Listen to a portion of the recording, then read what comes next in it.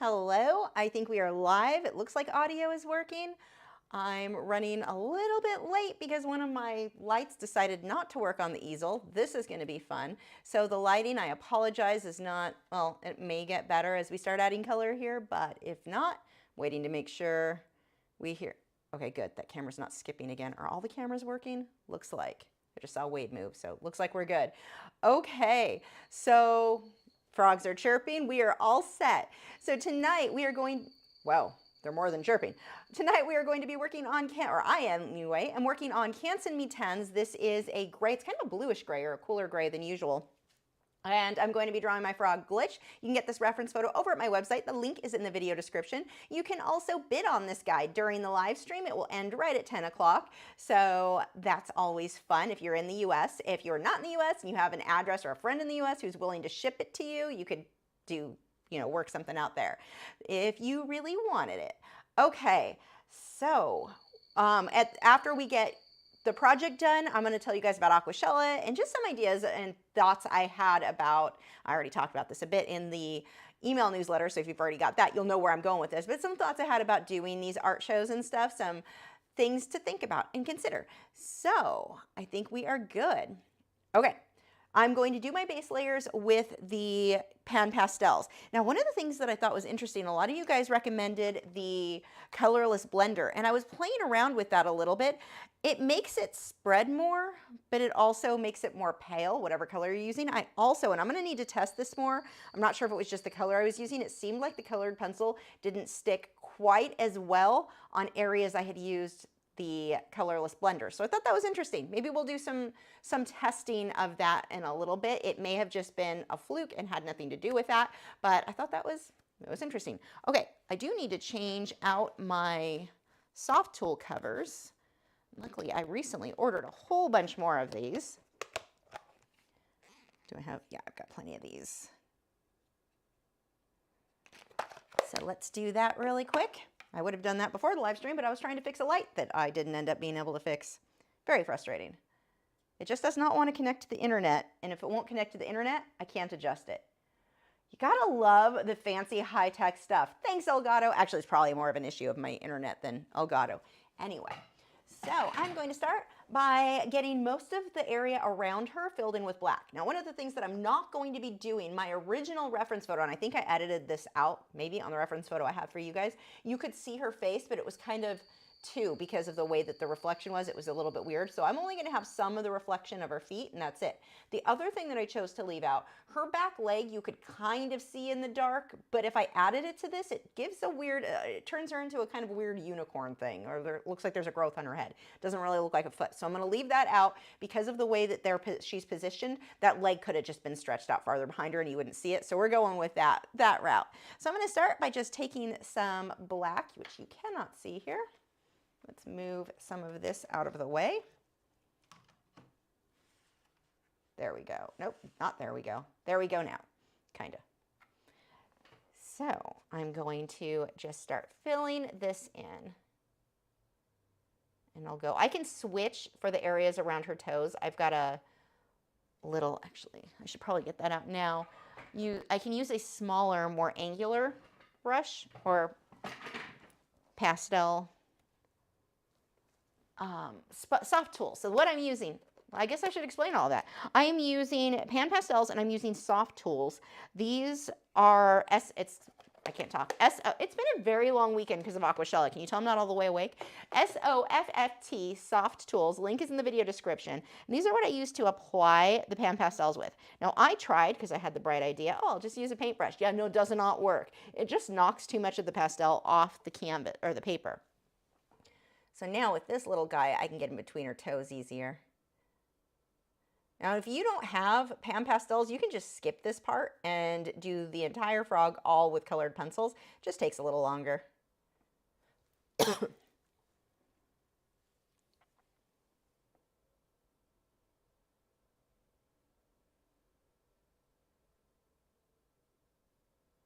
just filling all in between there.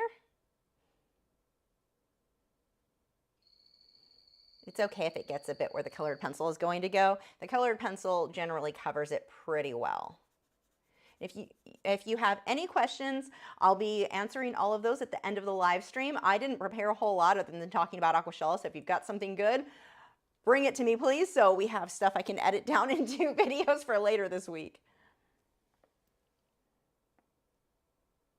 You can see it can get really, really dark depending on how pigmented you want that. I'm going to spread it out though. I just want mine to be soft.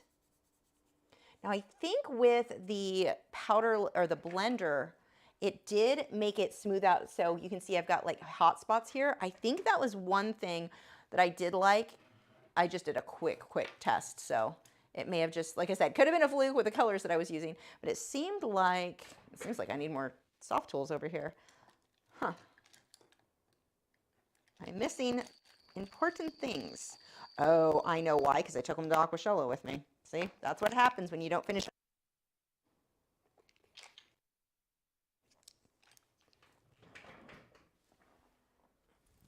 Okay, I'm just going, hold on, I have to open a new package of these. I did just get some though, so could be more of a pain if I did not. Oh, geez, except I apparently, did I take these to the easel or did I, how prepared was I? Nope, I left. Pack of the 4 different shapes. Make sure that is not something I need. Nope. You want to get the pack of the 4 different shapes and get extras of these. So that will last me a really long time. But it is definitely worth getting the big set there. And then you just slide these over your tool. I'm going to do that on my lap because these rip really easily. Okay. I think that this did, let's test it. I think it blended it out smoother. Oh yeah, that definitely blends it out so it's a softer transition.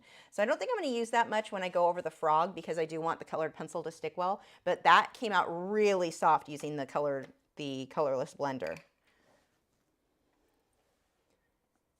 Let's go ahead and get this filled in. Now this will come with a 5x7 black mat. So if you do win this one, it comes already included. It's just ready to pop in to an 8x10 overall frame.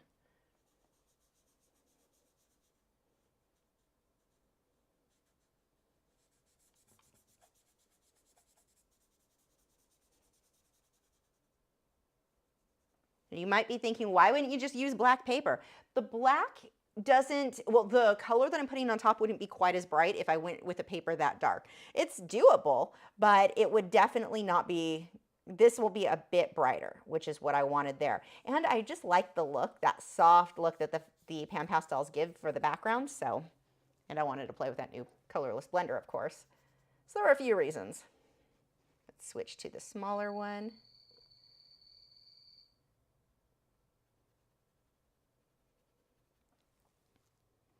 And then we're just going to lightly outline that. And I'll keep it off the frog as much as possible, but again, if it doesn't like it, just got all over in there a bit, no big deal.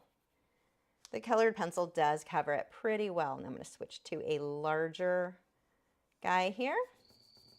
Now right now I'm being pretty sloppy because I want to really see how much that gets smoothed out with that colorless blender. I don't even know, honestly, if that's the intent. Like, why do people want the colorless blender? What is it that maybe you guys can tell me what it is about the colorless blender. What is it doing for you that makes you like it so much? I'm hoping for it just to get rid of easier the soft, like all of these brush marks I'm getting. So I'm making extras as a test. This is actually how I usually test products. I do a project. I find like doing color swatches, you only learn so much about how it's going to work. Because the problem is, and I know a lot of reviews will do that, they'll color swatch a product. That doesn't tell me a whole lot about it. I want to see how it performs when you use it like you would on an actual project. That's what I find to be interesting. So that is what I do for myself to figure out how I like something. Rob said, sorry, Gibson and Wade, I missed you last week. Let's get the puppy started. Missed you as well, Lisa. Wow, look at this. You boys, are you serious? I didn't invite you over. Look at this. They just got up like We sensed that there was a super chat and we would like our reward now. Thank you so much, Rob. Okay, yeah, back up. You're getting a bit pushy there, mister. You know the rules. Back up, back up. Show me how cute you are. Say thank you to Rob. I don't know if you can see. Gibson has chatters. His whole head starts to vibrate. Does it show? He's so dark you can't really see. You got chatters? You want your cookie? They're light chatters right now. Okay, that's enough teasing. Thank you. Say thank you, Rob. Good boys. Okay.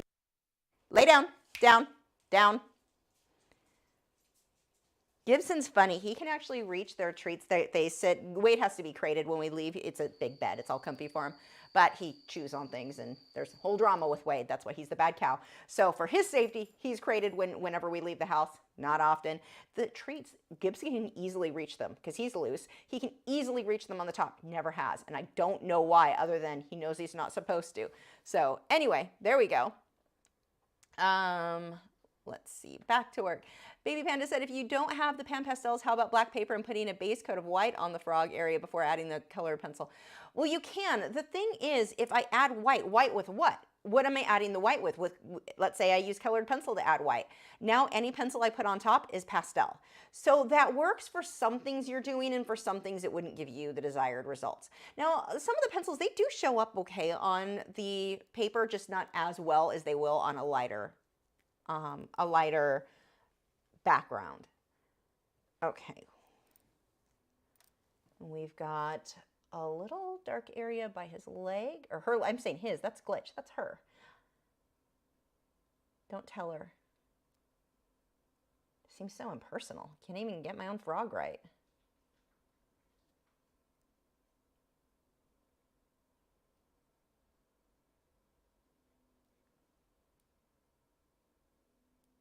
The reflection is really odd on this. Didn't notice until I started drawing it out.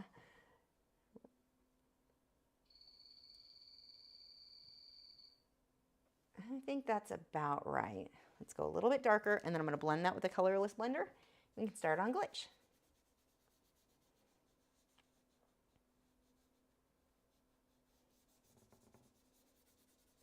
See, even without the colorless blender, that blends out so smoothly.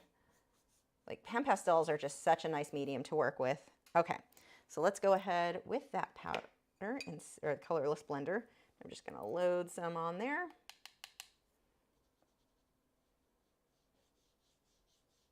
Yeah, that goes so smooth. It definitely gets it more smooth than without. It's one of those still, I don't know that you need it, but it is pretty handy. I think I will buy it again, but I don't, and I'm going to have to test more, not on this one, but I'll have to test more using it on the subject to see how well the colored pencil sticks to it. So I'm still on the fence on that one, just from the quick test that I did. It does seem to lighten the black up a little bit, but it might be because it's lifting so much with the blender.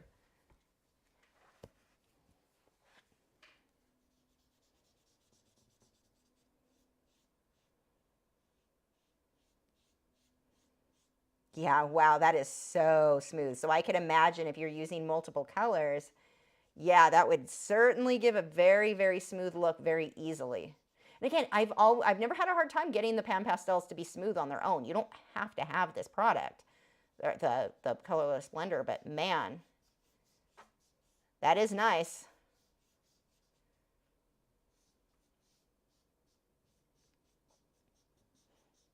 I don't need it to be perfectly smooth, but there we go. Okay, so let's go ahead now. And I'm going to switch to, I should have another little triangle guy. Maybe not. Maybe I need it. Yep, I do. Let me just change the cover on that.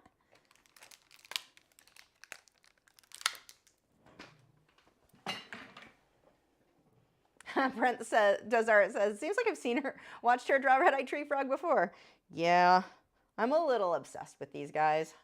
Okay, so I'm going to start with the red in her eyes. I'm just going to take some bright red, fill that in.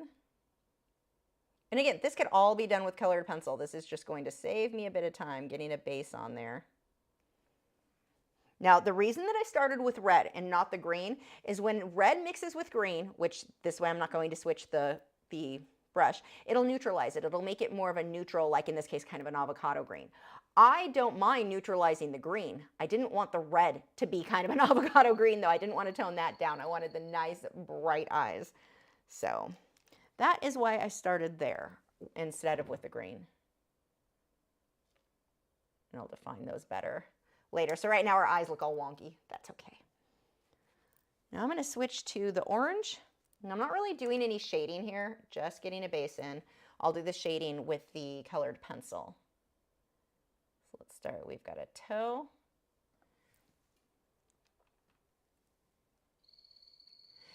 Jason asked if Glitch is suspended in air. No, she's sticking to glass. So these guys, they're tree frogs, and that's how the photo was. She's sticking onto the glass tank, so she's not like floating. Anyone who has one of these, when they see this photo, they know exactly what's happening. Although I could see the average person being like, huh, what's happening there? No, she's on glass, and that's why I've included most of the reflection to help capture that look.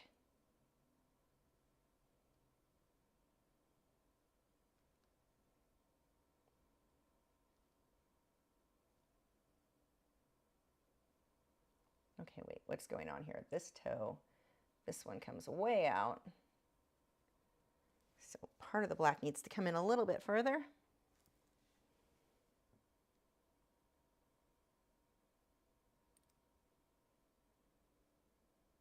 And a lot of the reflection I'll focus on more with the colored pencils.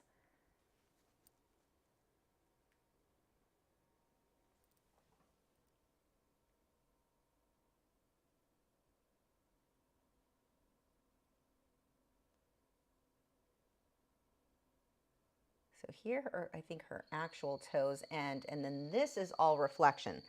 I'm going, I don't want to mix with that. I'm going to just keep it easy, where I normally wouldn't blend much in the way of orange and black. In this case, because of the way this photo is, it kind of works.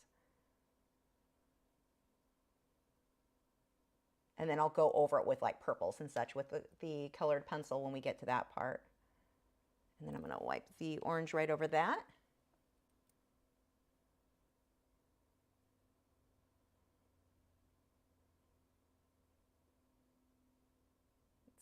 A little bit of up there, and then a weird double. This is why this photo was so weird. It ends up looking like there's extra toes, and that was what happened with her face. They were doubled because of the panes of glass.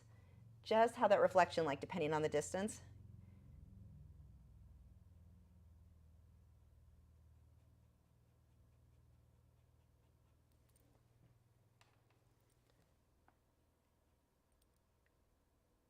So right now everything's going to be very, very flat.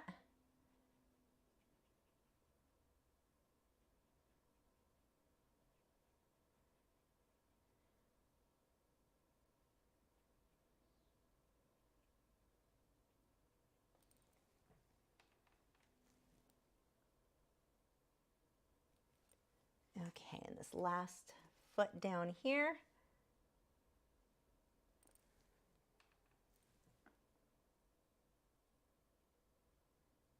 And what I will do once I get everything filled in, I'm going to spray this with Spectrafix and dry it, and that way the colored pencil will work better. And see, that's the other thing I was talking about. I wasn't sure if the colorless blender, if the colored pencil was really sticking that well, but realistically, I normally spray it with Spectrafix first, so it probably wouldn't have made any difference whatsoever. So in that case, so these are all the things I'm going to have to test. I have many questions.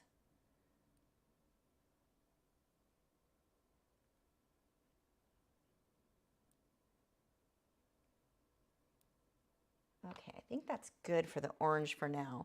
Now we've got some purpley violet, so I'm going to mix those two first, and then we'll add white on top.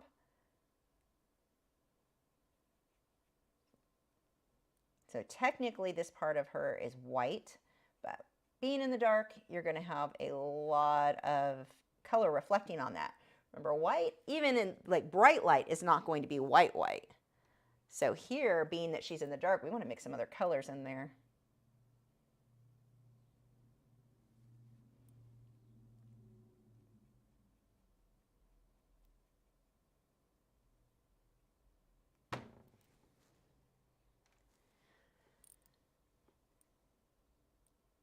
Nothing here has to be perfect because I'm going to clean stuff up with the colored pencils. And the nice thing is too, I'm not even going to need to use odorless mineral spirits like I normally would because it's already got such a smooth base. You can, but you don't need, like in this case, I really won't need to.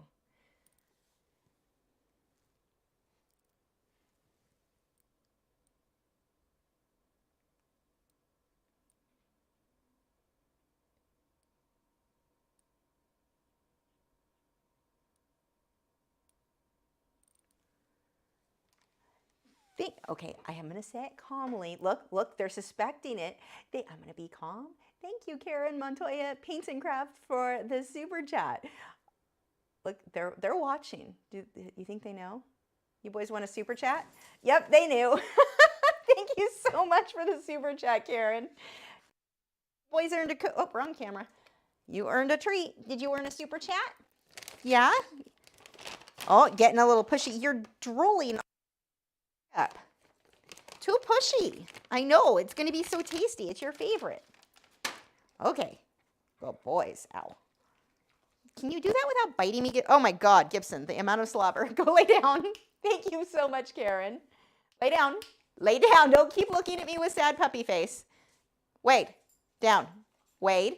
Bad cow. Bad cow. God, you see, this is why he's the bad cow. Bad cow, lay down. Lay down. Fine.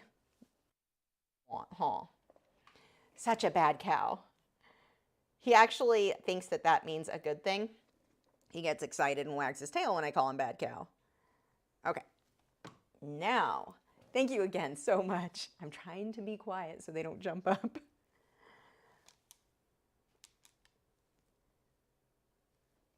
Now we've got some bluish purple on the legs, so I'm going to be mixing these two colors. So you just mix them right in the pans.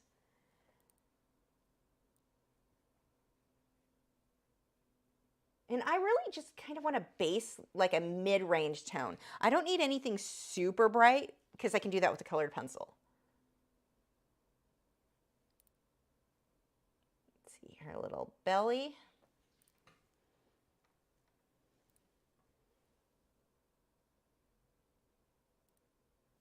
Let's get a little bit more white and blue mixed together.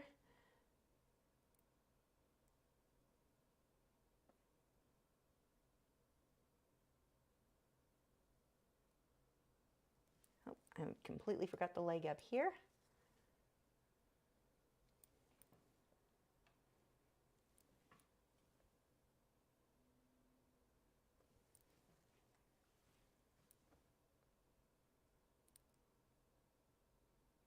Okay, now what I'm doing is just wiping this on a paper towel in between colors. I've just chosen to do or apply the colors in an order where if they mix a little bit with what was already on the brush, it's not a big deal. Like I said, I started with red first because I don't want other colors dirtying that one up. Okay, now let's get some green.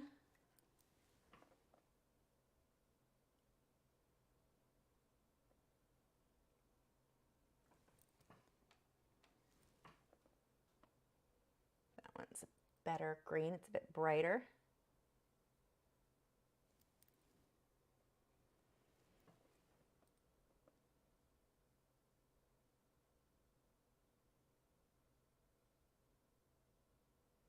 Now, I would rather at this point, if you're using the pan pastels, you know how I was saying it didn't really matter if the black got onto the green, avoid getting the green onto the black. I don't want to have to redo the background if I don't have to. So I would rather not quite make it to the edge with the pan pastel and then fill that in with the colored pencils where it's a little bit easier to control. If that's a concern, keeping inside the lines sort of thing, then do that with the pencils.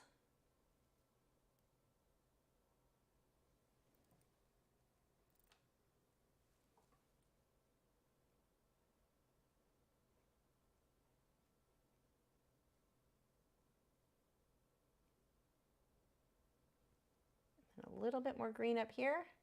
We will spray it and start with the pencils. And see, look how much time that saved. Yes, it's messy right now, but look how much time that saves versus doing it just with colored pencil. And that's not to say I don't like doing work just with colored pencil either, but this is a fun way to get a lot of work done really quickly. Let me grab my spray bottle. oh, I don't know where the tube is. So this is SpectraFix. The link is, if I did my job right, in the video description. And I put it in a fine mist sprayer. So if you spray it out of the bottle that it comes in, you get heavier droplets. Now, no matter what, you get some heavy droplets. Not the end of the world. You just, orange on there, you just blend it back out. It's no problem. But I'd rather not have a ton of heavy droplets to blend out if I can avoid it. So that is why I put things in the fine mist sprayer to do that. And then sometimes this does get clogged. Oh, it looks like it's okay. And I'm just going to move my phone out of the way. Just going to lightly go over that. And I will use a hair dryer to speed up the dry. I'm doing a little bit more than lightly apparently, but I'm going to use the hair dryer to speed that up. The paper will start to warp a little. It's taped down, so it should dry mostly in shape. The hair dryer will make sure it does all the way. So plug your ears.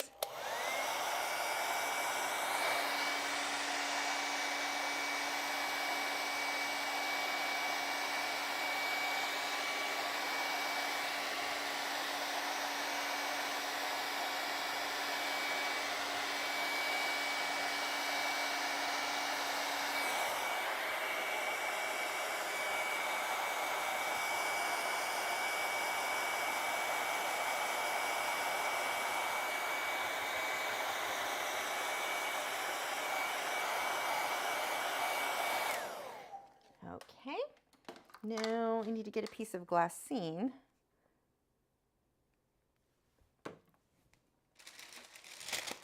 And I have one over here I can use. Yay! I get to be lazy. I think this one was for my oranges. And so I'm going to put this here so that I don't smudge anything and it keeps the oils from my hand off the work. So I can probably zoom in a bit more here. Let's see if I can do this.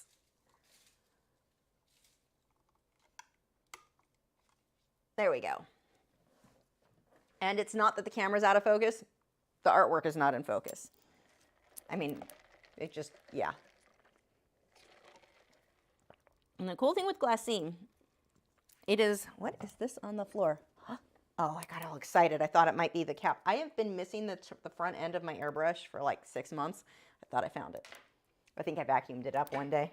That is most likely what happened to that. Anyway, no one cares. Move on. I'm going to move my soft pastel things out of the way. Should be done with those. So may as well make some room up here. I've already picked out some colored pencils that should work. I've got a combination of Polychromos, Derwent Lightfast, and Caran d'Ache Luminance. For no particular reason other than, yeah, that color looks like it'll work, and I was just grabbing stuff. So let's move you. Safe spot. And I'm going to start with the eyes. So we know I need some nightshade. And red, orange, white. I'm definitely going to need a pencil sharpener. Oh, I've got a few pencil sharpeners. So the pencil sharpeners that I normally go with are just these little metal comb, like cheapy sharpeners. And when they get to a point, this one's actually a really good example. This one, I don't even remember what brand this one is. Oh, this one's a Faber-Castell. It hit a point, I don't know what is all over it, if something got sprayed on it, but it almost, let's see if you can, it's not sharpening, it's sticking. I feel like I'm using a rusty blade. Can you see how it's like not smooth? What should happen with most erasers, or sharpeners, and this is what lets you know that needed to be changed out. Like that blade is old, and I think it probably got sprayed with like a fixture fixative of some sort, or texture fixative. Wow, I got that backwards. When that happens, it'll also happen if it just starts to get old and dull and rusty. So if you get to where you're like fighting to turn it, in this case, I'll probably wash it or soak it in hot water and see what happens, but go ahead and try another one, because see, look at the difference. This one's all smooth now. I'm not fighting it. It just twists nice and smoothly. And that one, I think it's, no, that one's a Coombe. Yeah, that one's a Coombe. But, and I'm not saying that's because one's Faber-Castell and one's Coombe. It's, one is really like, I can feel the outside of it, something got sprayed all over it. But that also happens when the sharpener itself is dull. That's why I left it over here so I could show you. Okay. So we've got some areas, some detailing right around here. So I'm going to spend, the majority of the detailing is going to be her eyes and her toes will take the most.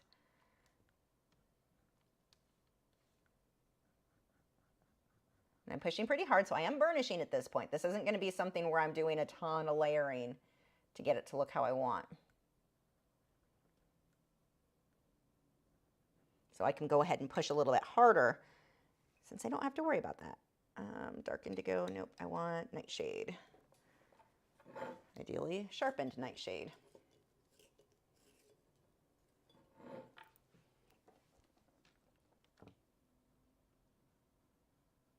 Feels like that lid is loose. I think I might have broken that one. Not just now, I think it was already broken. So just shaping those eyes out. Now in these guys, it is not uncommon for them to look like they're going in 2 different directions. That is something you want to watch if you are doing like a pet portrait in a dog or a cat. Watch that. While some animals will be cross-eyed, I see way too often, I'm gonna use black here because the polychromos is sharper. I see way too often where the artist makes the animal cross-eyed when they shouldn't be. Avoid that. It's not a cute look. I mean, if the animal is cross-eyed, that's fine. You obviously would want to capture that. But I'm seeing a lot where, yeah. But her eyes actually are going in 2 different directions because, well, it's glitch. Let's pull some orange now. We'll start getting the highlights in the eye. Now notice that I don't jump to white for highlights in the eye. I don't want pink. I mean, she does have one bright highlight, but actually I can go ahead and put that now just to make sure I don't lose it.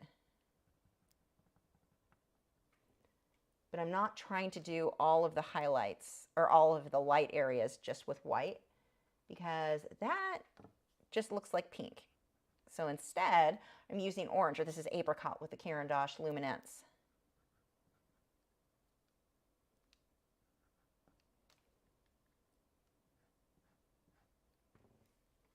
Okay, and then I can go to a really bold orange red. This one is, oh God, it's Caran d'Ache Luminance. I can't read anything on there. Permanent, I think that just says permanent red.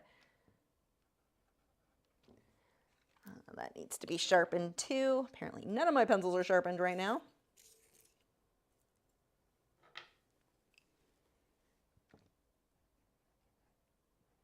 See, just cleaning up what was there.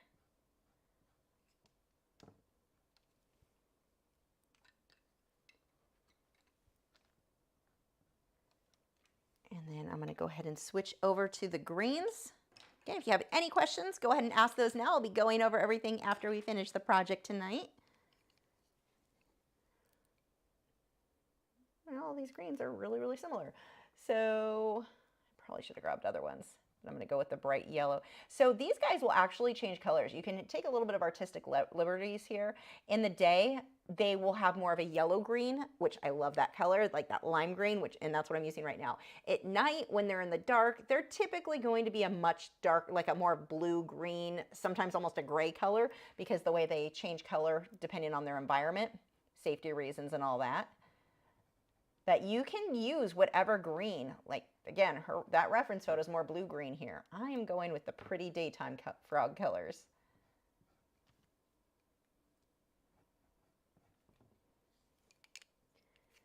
And then I've got the darker green. I may need to grab another dark. Let's see. No, that might be dark enough. That with purple will probably work.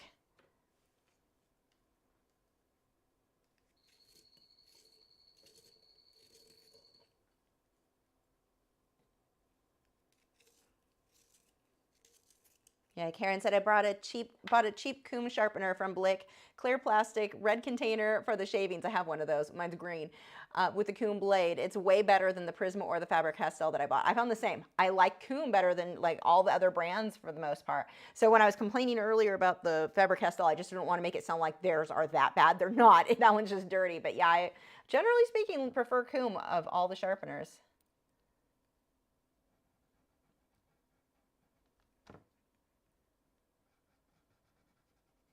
It's okay for that just to fade out into the black in the back. You don't need the back of the head to be that bright. But right in here, we've got this darker area. And we've got a bit darker over here.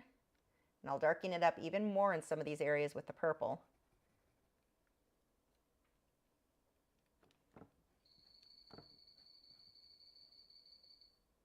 And then we've we've got her body. I'll be using more of the darker green. I think this is just a Kelly or grass. Yeah, grass green. Looks like a Kelly green. And this outer edge, it's okay if it fades. That one, I'm okay with it fading into the background. I don't need that super sharp.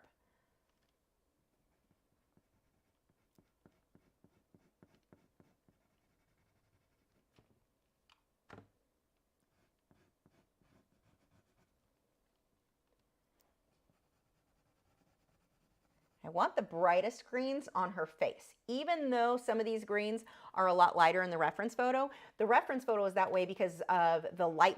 I'm shining a flashlight, like a spotlight on her, so it's lighting things up. I don't necessarily need that bright, but to get the dimension the way I want, I'm gonna use more of the light greens on her face and then shade, push everything back just a bit.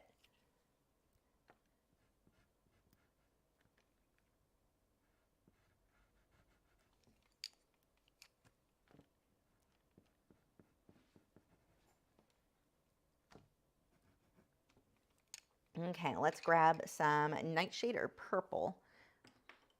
Probably go with purple. Purple is more of a magenta color in the Derwent Lightfast. It's not what I would think of like a purple dioxazine. It has more of a red mix into it. Really pretty color, but it's going to work well for these shadows. So you want to start creating that depth so that she doesn't look flat.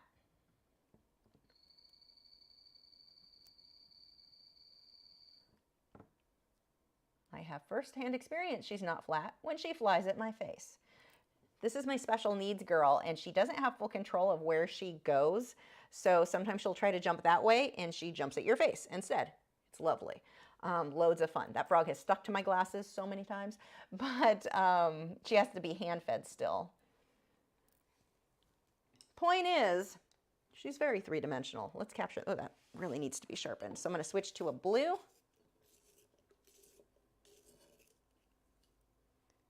This one is Mid Blue by the Derwent Lightfast. So I'm going to push a little bit harder there. We want that shadow, but I don't want to cover it all the way. I really like that light color that's in there from the Pastels too. We've got a dark shadow in here. I'm going to do that with the purple. And I'm burnishing and pushing pretty hard.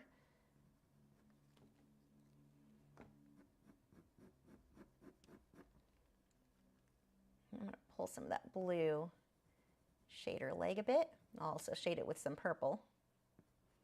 I want that to just fade into that background. I don't need a super sharp, oh, I do need to tone this down a little bit. Where is my, there's a light area right here I'm not in love with. I may have to do that after the stream. That looks like it, English covered it well.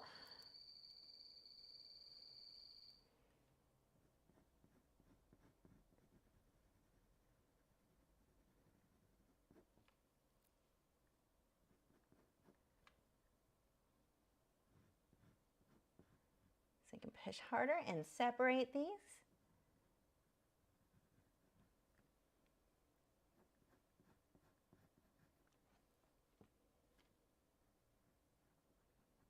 If you've got questions, don't think I'm ignoring you. I sort of am because I'm not really reading the comments right now. I will be going over all of those after the live stream. So if you feel ignored, it's only temporary. Or not after the live stream, after the art project.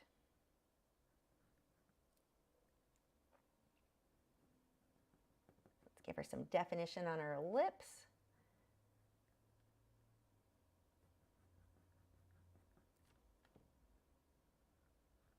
And see, my colors do not have to be exact to that photo. That's not important, but pay attention where are your lights and darks. Usually I like my lights and darks even a bit more bold. So a bit brighter, a bit darker is good.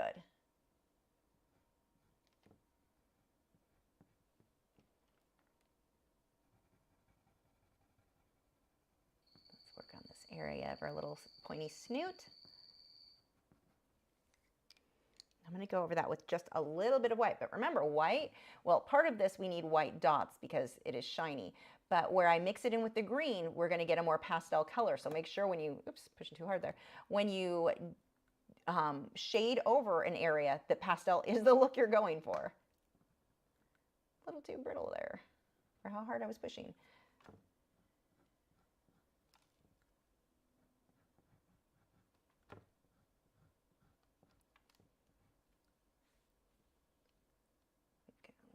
area here. I'm going to sharpen this again. Even though there's still, I can get a sharp point on this, I can't see the tip of it well enough to control what I'm doing from where I'm sitting. Let's see if that's a little better. I don't want to sharpen it as much as it can go, but a little bit more. Let's see if that'll work. Yeah, that's better. And we've got this dark shadow under her eye here.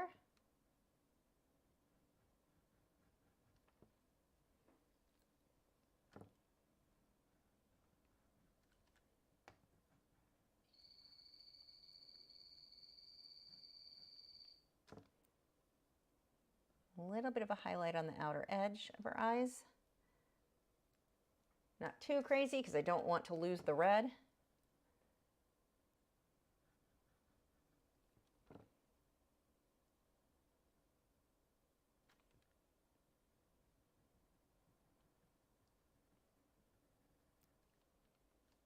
Okay, let's come down to her body now. Again, I just want that to fade a little bit. But I do want a definite line here to separate her face. Got her frog lips.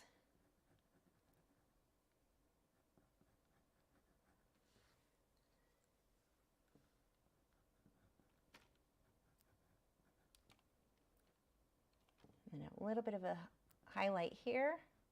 You just want to watch where are the lights and the darks. Again, color's not that big of a deal. Where are the lights and the darks? That is what's going to make your work look more three-dimensional. These colors, not the same as my photo. It's green, not the same green, but that's fun. That's good enough. But I need my darks dark enough and my lights light enough. So here, we've got a definite sharp shadow.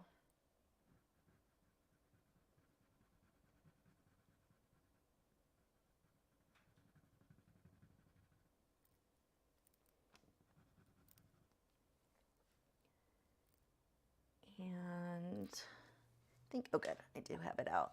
So this one is Manganese Violet, and then I've got Heather. They're basically near the same between the Caran d'Ache Luminance and the Derwent Lightfast. So let's get some more shading here. So just a light purple.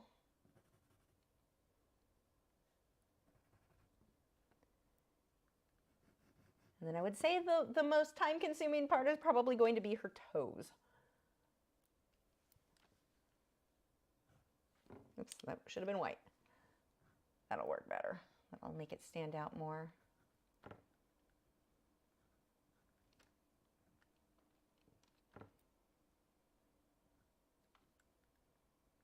Just want to make sure these edges on her face especially are really nice and clean, because that's going to help make that stand out more.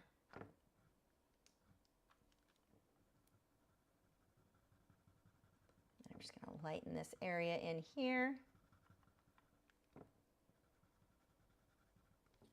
Okay, let's move on to her toes. We may come back to parts of that. We'll see if it needs it. So we'll start with this back one. And actually, before we do that, I want to smooth this out. I'm just going to burnish over it with a green polychromos, and that just smooths out the color I already had.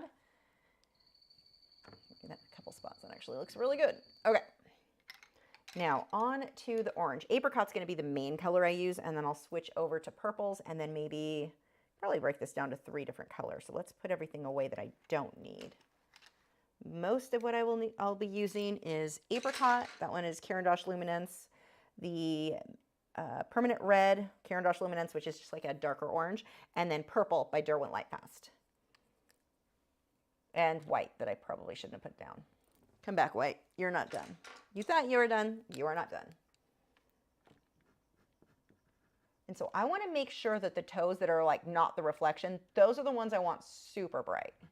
I'm going to push pretty hard.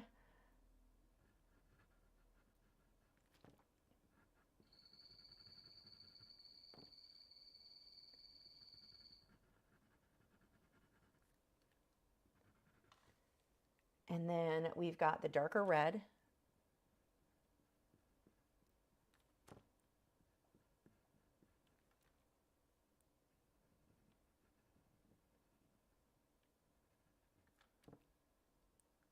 A little bit of a shadow here on the corner.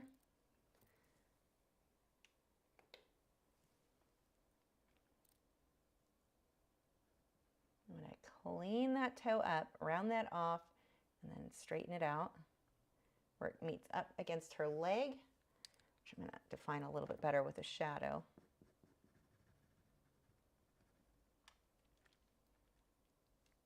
And now I'm using purple for that deeper shadow right over some of the red areas, not everywhere, just where it needs to be a lot darker. Let's grab, yeah, the polychromos green I'm going to use just because it's a lighter one. It's not as in your face as the other more opaque ones. And then I'm going to push pretty hard for that highlight where the white goes, right there in between the toes. The big thing is that you're just constantly looking at your reference photo. Spend more time looking at the photo than you do your artwork.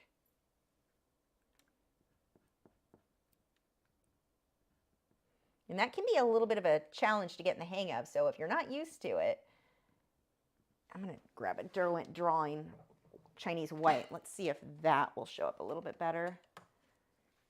I'm not sure if it will on that or not. Where was I? Not great. Another option for if the highlight is not bright enough, that's okay. But if I need something to be brighter, I can also go with the brush and pencil touch-up texture titanium white mixture. Some of these areas this is showing up really well.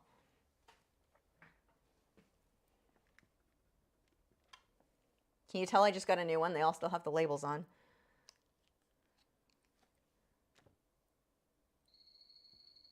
Yeah, I think I probably will do a bit of touch-up texture, titanium white over. I'm not going to mess too much because there were some dots I wanted around her face to make her look shiny. So we'll come back and do that.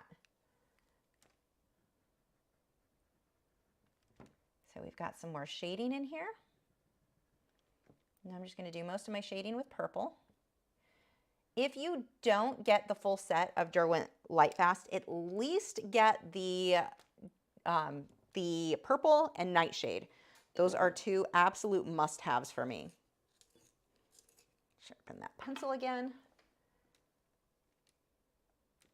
So this orange, I'm going to put it on with the orange, but then I'm going to tone it down with my purple. So this is where our reflection is, or I can let some of the black show through. That works too.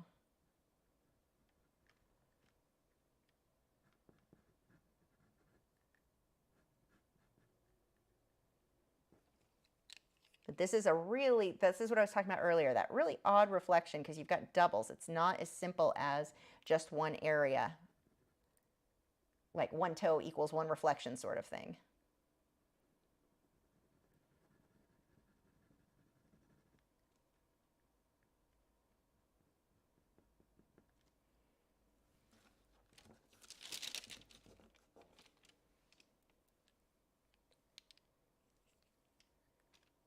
So we have that toe, and then this is really close. But I'm going to take the the purple, define that a little bit more. And then this one is same toe, same reflection, but at a distance there. You want to, like everything else, look at it as abstract shapes. If I look at this as toes and try to make it make sense, it just doesn't.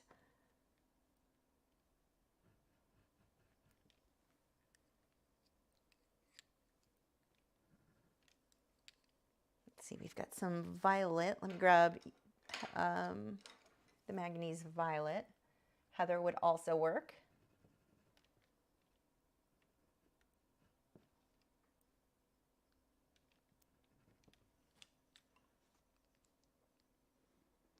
But I really want to make sure that these toes here are way brighter than these toes. So I'm going to tone them down even a little bit more with my purple. If I don't have enough contrast there, that really isn't going to look right. Okay, let's come up to this foot now. We've got the one big toe.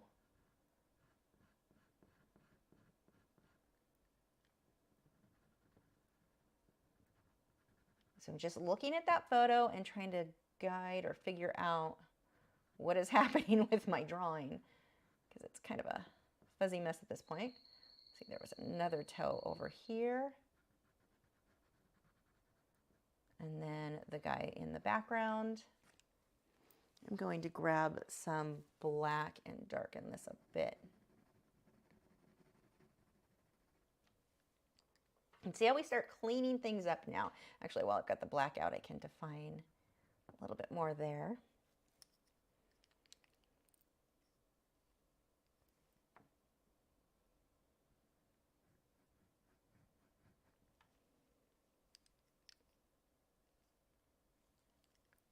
Okay, I'm going to switch over to that darker red.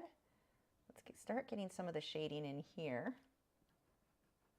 And largely really mapping out what goes where at this point. Abstract shapes.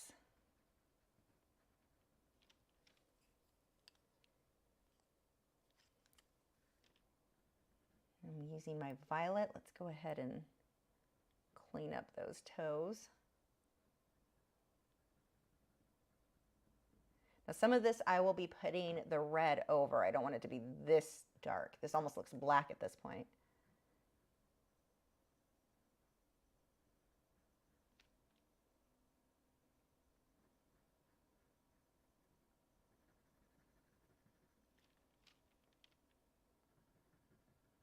And it doesn't need to be exact. Like these abstract shapes I'm talking about, go for close.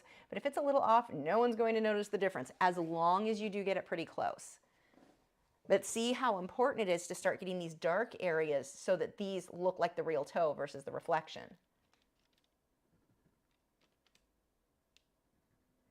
And when you first start drawing, if you look at something and it just seems confusing and you're thinking, how did you even notice that? That does come with time and practice, I promise. It is normal when you first start to just not notice as much as the next artist. The longer you do this, the more you're going to notice in your own work. So you'll be the one catching the little details like that. But it is very normal not to notice these sorts of things, the little stuff, and it will come with time. Don't feel that that's some sort of indication that you're not going to be a good artist. I see that a lot where people get frustrated, or if I would show something to them in person and like, I didn't see that, I didn't even notice that. That's normal. That does not mean you're not going to be amazing. It means you just need to draw more. The longer you do it, the more you'll start to notice. So we've got this highlight going up her arm here.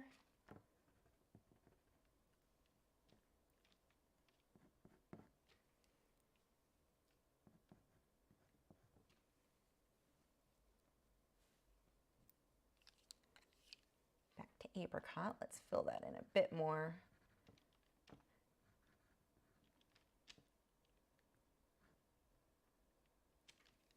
And I want this edge to be a little bit cleaner, so I'm going to go back around it with the black.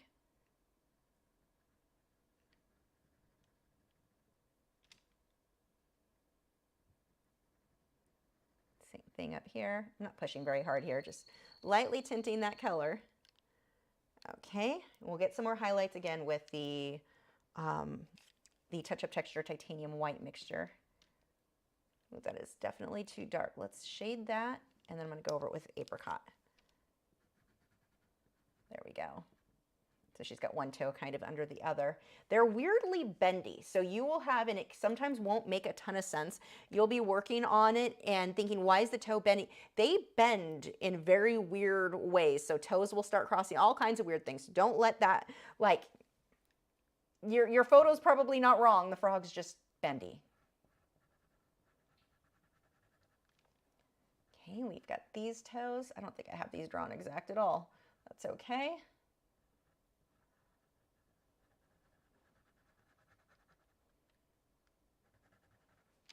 And again, pushing pretty hard here.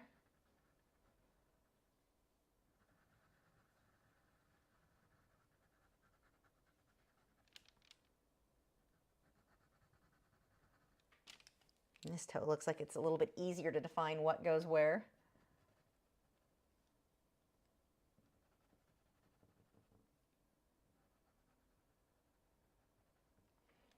Now this is a 5x7, so you're not going to get a ton of detail in something like this, or at least I'm not going to put that much into it. But if you want tons of detail, I recommend going larger. The larger you go, the easier it is to get a lot of little detail in your work. So you see often, you can really see this a lot on Instagram, where the artist is working on this huge piece. When you're at a distance, it looks like a photograph. When you zoom in, you can see the actual pencil marks and brush strokes.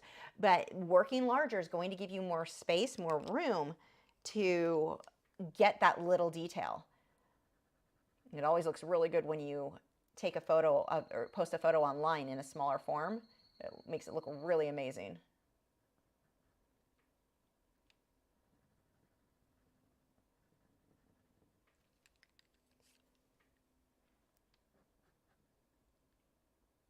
Let's see, that shadow connects here. And then this toe comes back out around, getting that reflection. And then we've got the additional reflection out here.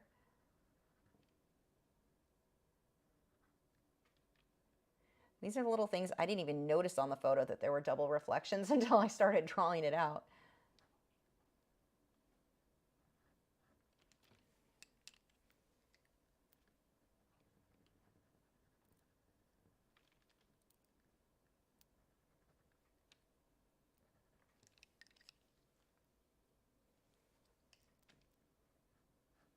A little bit more with the reflection. Now, I don't like this is standing out way too much. Let's tone that down. I can tone it down with some red and then purple if I need to. Let's push that back. Much, much better. Same thing with this one. Let's push that back. This is a little bit too bold, so let's tone it down by going over it with the apricot. So this is very forgiving. You can go back and forth over it until it looks how you want. Now, one of the things, this is looking way brighter just because the lights, since I don't have my other light on right now. So it is, the top looks brighter than what it does in person, just on camera. And as usual, if this sells, I reserve the right to make any touch-ups that I need to, and my eyes have not been sitting in front of it for so long.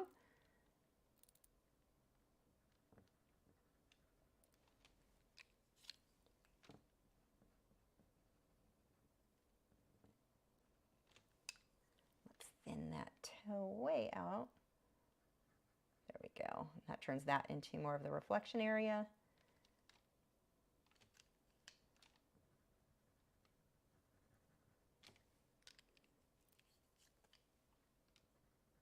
Yeah, it's weird looking back and forth. It's like, that looks so bright, but when I come over in person, it is not that bright. The joys of cameras and lights. So I'm just going to do a few little touch-ups here.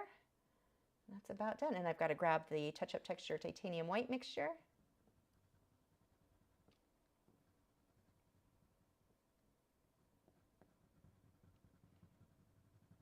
I'm going to tone that shadow down just a bit.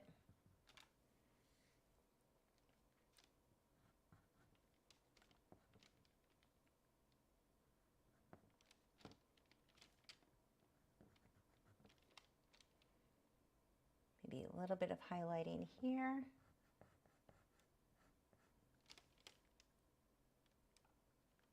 Okay, let me grab the touch-up texture titanium white mixture. I was not prepared to use that, so give me just 1 second.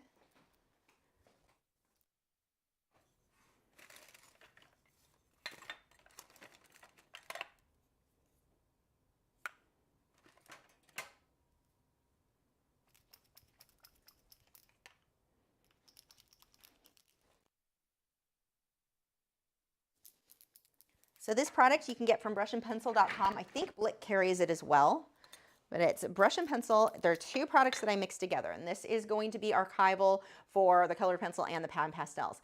Many people think you can just use white acrylic paint or a white gel pen. Those are not archival. Those are not intended for colored pencil being wax and oil based.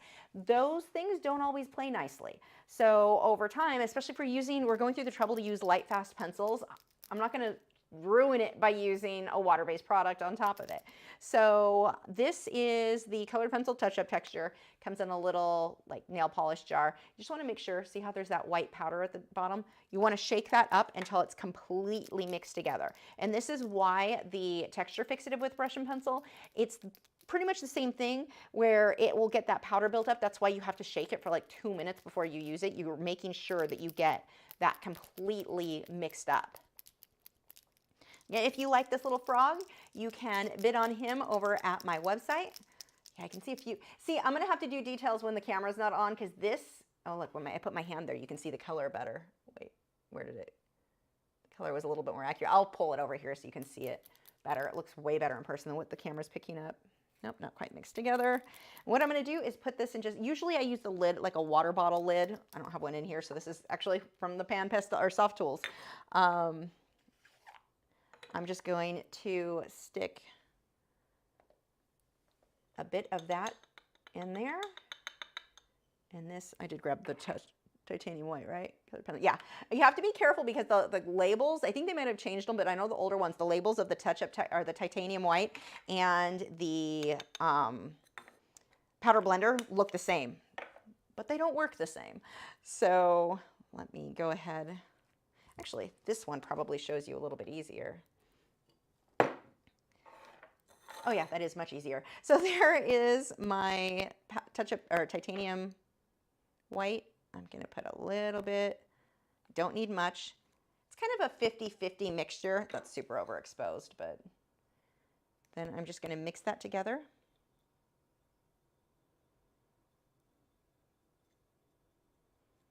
Now that I can paint, you'll have chunks in there, that's normal. I just scratch them off with my nail if they end up on the artwork. I'm using a number 1 synthetic hog-haired liner. And that is what I'm going to paint for any details. So anywhere where I want those little shine marks that just weren't standing out enough, I need to reload that.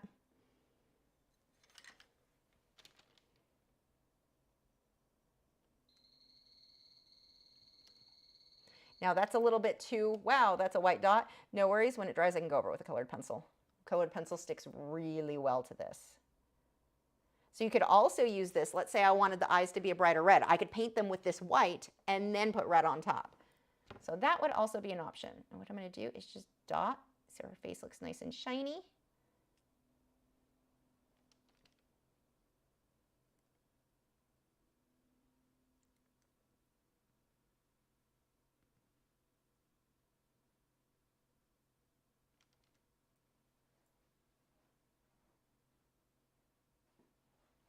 It just comes out so much brighter than anything the pencil is going to be able to do.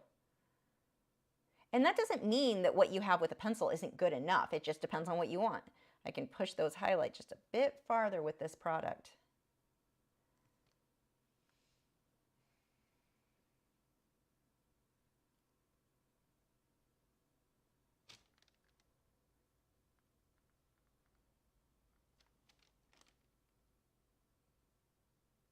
Again, if any of these areas, because my brush is getting frayed, I'm going to have to replace it with a new one soon.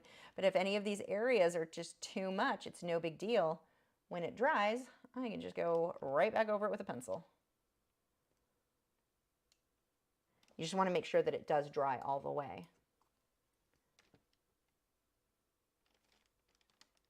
Because otherwise, sometimes it'll chip up. Like it'll scrape when you go over it with a pencil.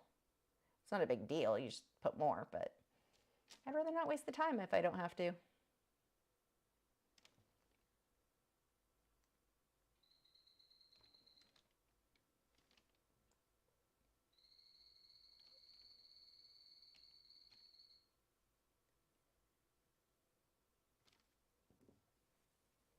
There we go. There is glitch. Let me show you in the other camera because that is actually, before I do anything, let me in the sink because that will dry and get really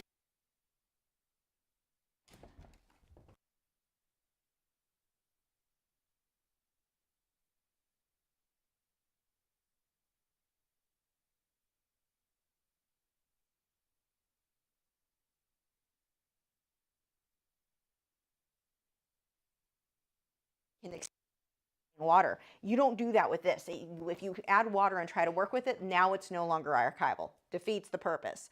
But with, you can rinse it with water. Just don't mix it to try to thin it down. This stuff, in what I mixed it in, will dry super, super fast. So that's why I don't mix it and then paint as I go along for highlights. I just do it all at the end, all at once, because that batch is not going to last very long. So that, and then we're going to have to sign it. Now, I don't know, I still don't know where my, I know where the new ones are, but I don't want to get one of those out. So what I'm going to do is hold a white mat up to this so I know where to sign it. And the reason that you want to do this is the artwork. Let me pull this back.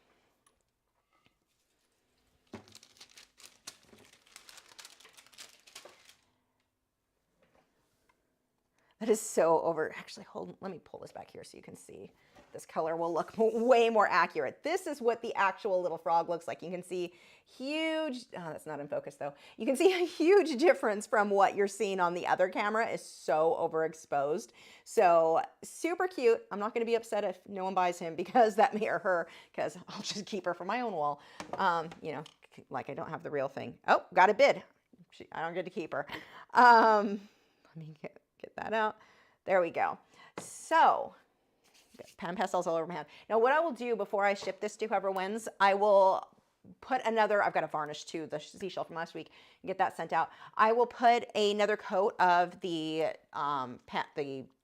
Spectrafix to make sure it's sealed down as well as possible. But even though it's sealed, don't rub your hand over it, because I say sealed, but it's not like a varnish. Like let's say with the seashell that I varnish it, I could spill a Pepsi on it. Oh, I miss the days of Pepsi. But I could spill soda on it and it will be fine. You're not going to hurt it. This, you would hurt. You don't want to rub your hand. There's no way, no amount of varnishing I've ever found with pastels or pan pastels that you could just like rub your hand across it. So when you buy it, whoever gets this, do be careful about that because, yeah. So what I'm going to do, oops, let's get this on so you can see it. I'm going to hold the mat. This is not the mat she's going to come in. She's going to come in a black mat. It's black with white around the rim, so it's beautiful. And I don't know where they are right now. So I'm going to hold that there.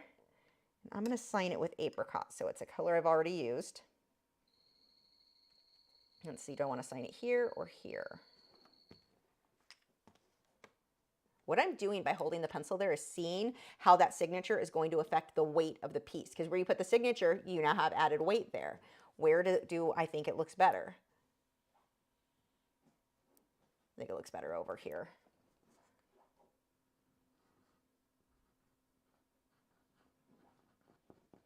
And I don't want to push too hard. I'm not trying to make this like in your face.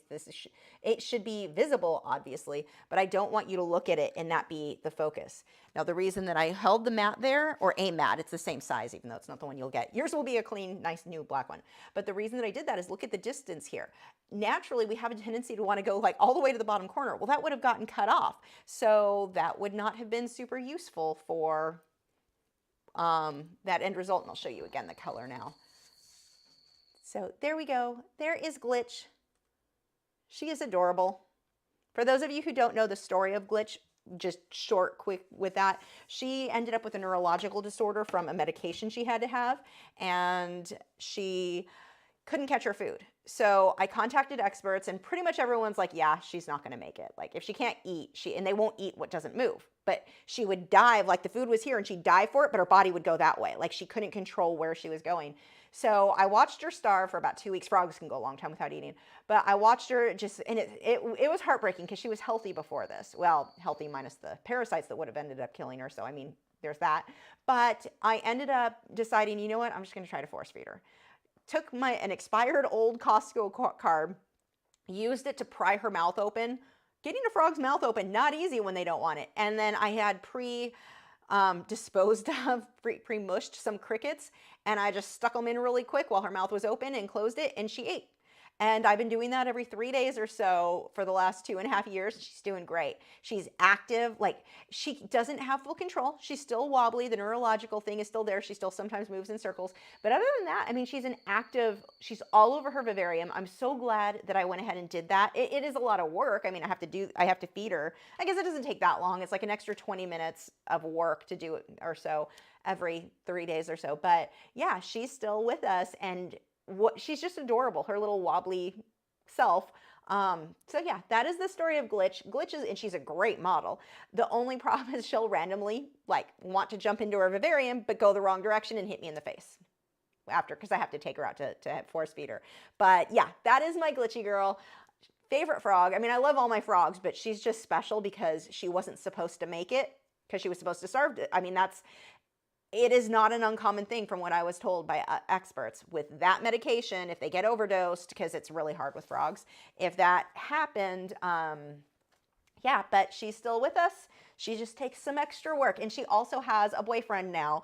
I call him the baby derp. He's a tiny little guy. His legs didn't grow out all the way. He was deformed. The front legs, he actually lives a like totally normal life. I don't have to feed him. His legs just don't, like, they're really short in the front. So, but he's super cute. I figured those two would do well together. So they're in a vivarium together and living the good life, apparently, because they're both super active and happy. And he chirps and barks at night. Well, early in the morning. You'll occasionally hear him on Patreon. No, I think I usually edit it out when he starts barking when I'm doing Patreon videos. But anyway, that is the story of this specific frog. She is amazing. Okay. So I wanted to tell you guys about, actually, let me move this out of the way. I wanted to, hold on. I'm going to really move some of this stuff out of the way. I kind of have a mess going on over here, don't I? Scooch. Okay, do I even need this on anymore? No, I need that one on for sure. Do I need this one on? Yeah, probably. Okay. Wanted to tell you guys about Aquashella. So Aquashella was last weekend, and this is why those of you on Patreon waiting for your finished butterfly painting with the flowers, I'm halfway done with the butterfly. That will be for you guys next week, because I did not factor in, like, there's no way I can paint on Aquashella days. So Aquashella is an aquarium and art festival. So it's like anything fish related, although they had reptiles there too. They had freshwater, saltwater. They have coral, tons of coral, more coral than anything else.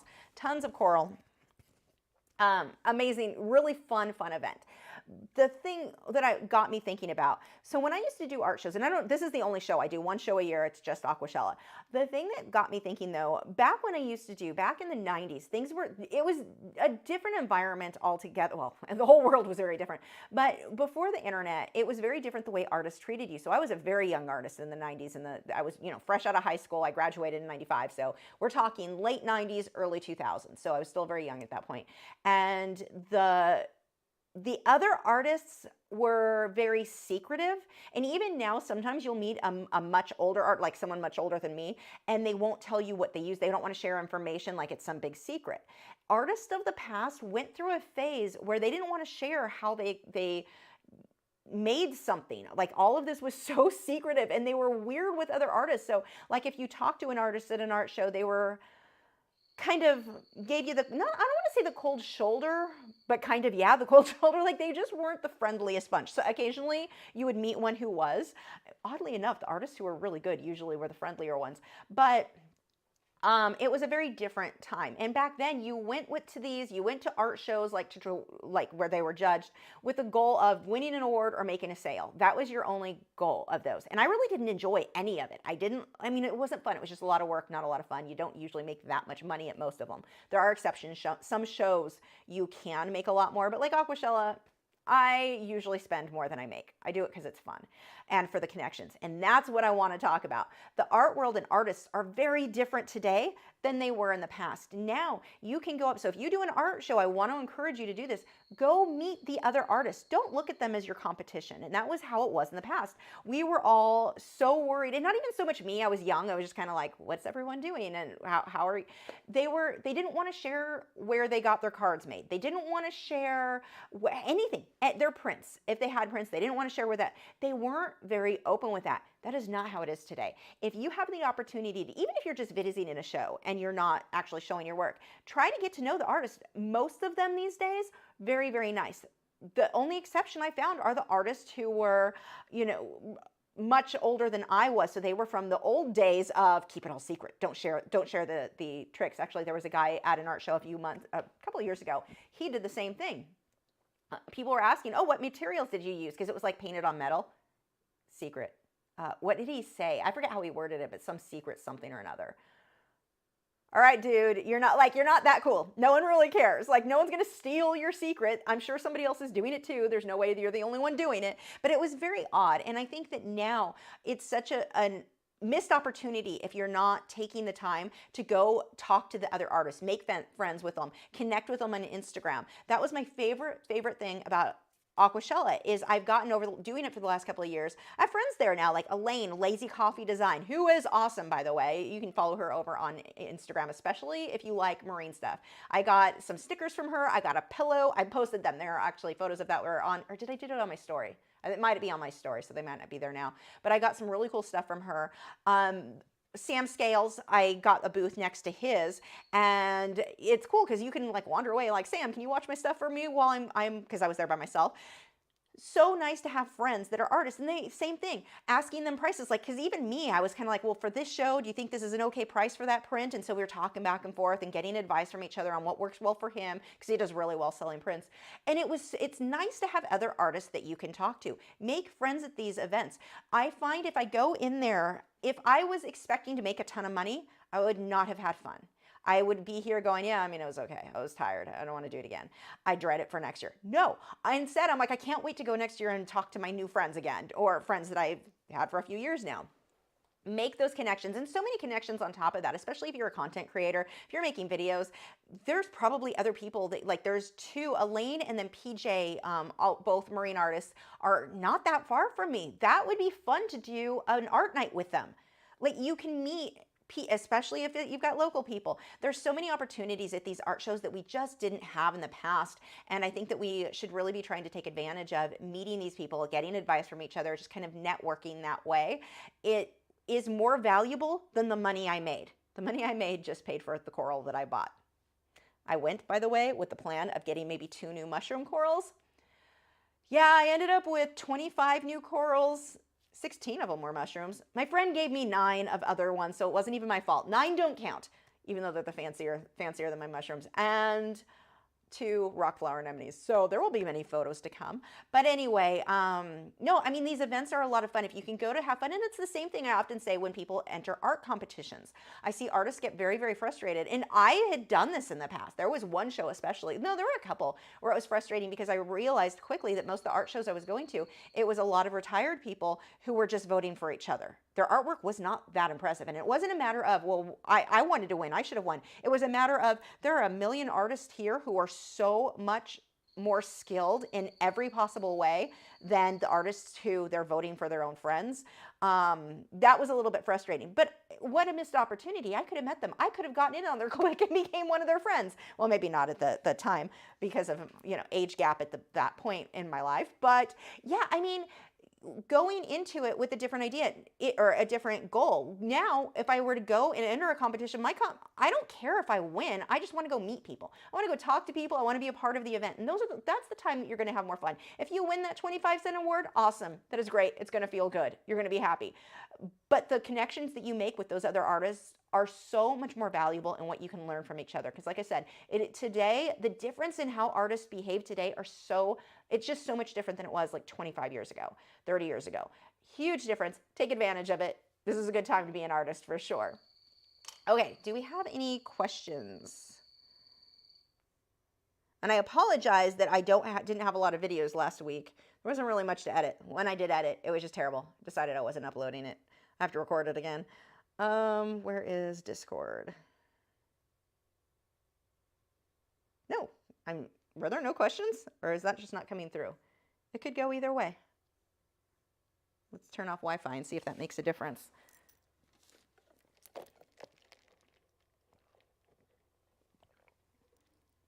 Okay. Nope, I don't see any questions, so let me scroll up. If you guys have questions, go ahead and ask them now. Because, yeah, there are comments. I think I don't think Discord's working. Oh, Nick's typing. Nope, there they are. They just came in. Sorry, Nick. Also, everyone should thank Nick he writes down all of these questions and then they all come in at once so I can easily find them. That's a lot of work. Like, I think he does more work than I do. Okay, live stream questions. Here we go. Heather said, how did okay, we got that one. Are pan pastels oil-based? You know, I don't know the ingredients they're made of. They feel kind of oily to me compared to like the, oh, that light's not supposed to be on. That's why that looks weird. They feel kind of oily to me compared to regular pastels, and maybe that's why I like them, because regular pastels are too chalky. I'm not a fan. Like I like the look of them. I just can't, like, I'm weird and I can't work with them. So in that sense, they feel like there would be oil in it, but as far as are they oil, I genuinely don't know. I am not helpful. I should have just answered with I don't know. G. Brent said, I like the colorless blender to help smooth out the colors, especially on sanded paper. Oh my gosh. I bet that is amazing on sanded paper. Okay, we need to do one soon on sanded paper because I've got a lot of really nice looks archival. Dina said, how do you get rid of sponge strokes when working in pastels? Pan pastels, I just keep reworking the area until it's smooth enough. So it just takes, I found with the, now mine isn't totally smooth. You can see, actually, it's funny because in the normal light, you can't see it as much. This is over exposing some of the brush strokes. So I don't need it to be totally smooth, but you can just rework it until it's as smooth as you want. The colorless blender definitely made that a little bit easier. But I'll show you that again over here, because in normal light, it's not like that is being blasted with light. With normal light, it's a lot smoother. So there she is again, because mostly I just want to show her off, because look how cute Glitch is. I might be attached to a frog way too much.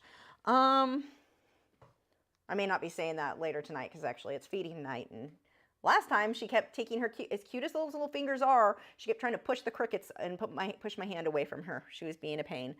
Okay, but yeah, I just rework the area until it's as smooth as I want it to be. And you can get it as smooth as you want. There's no real limit there.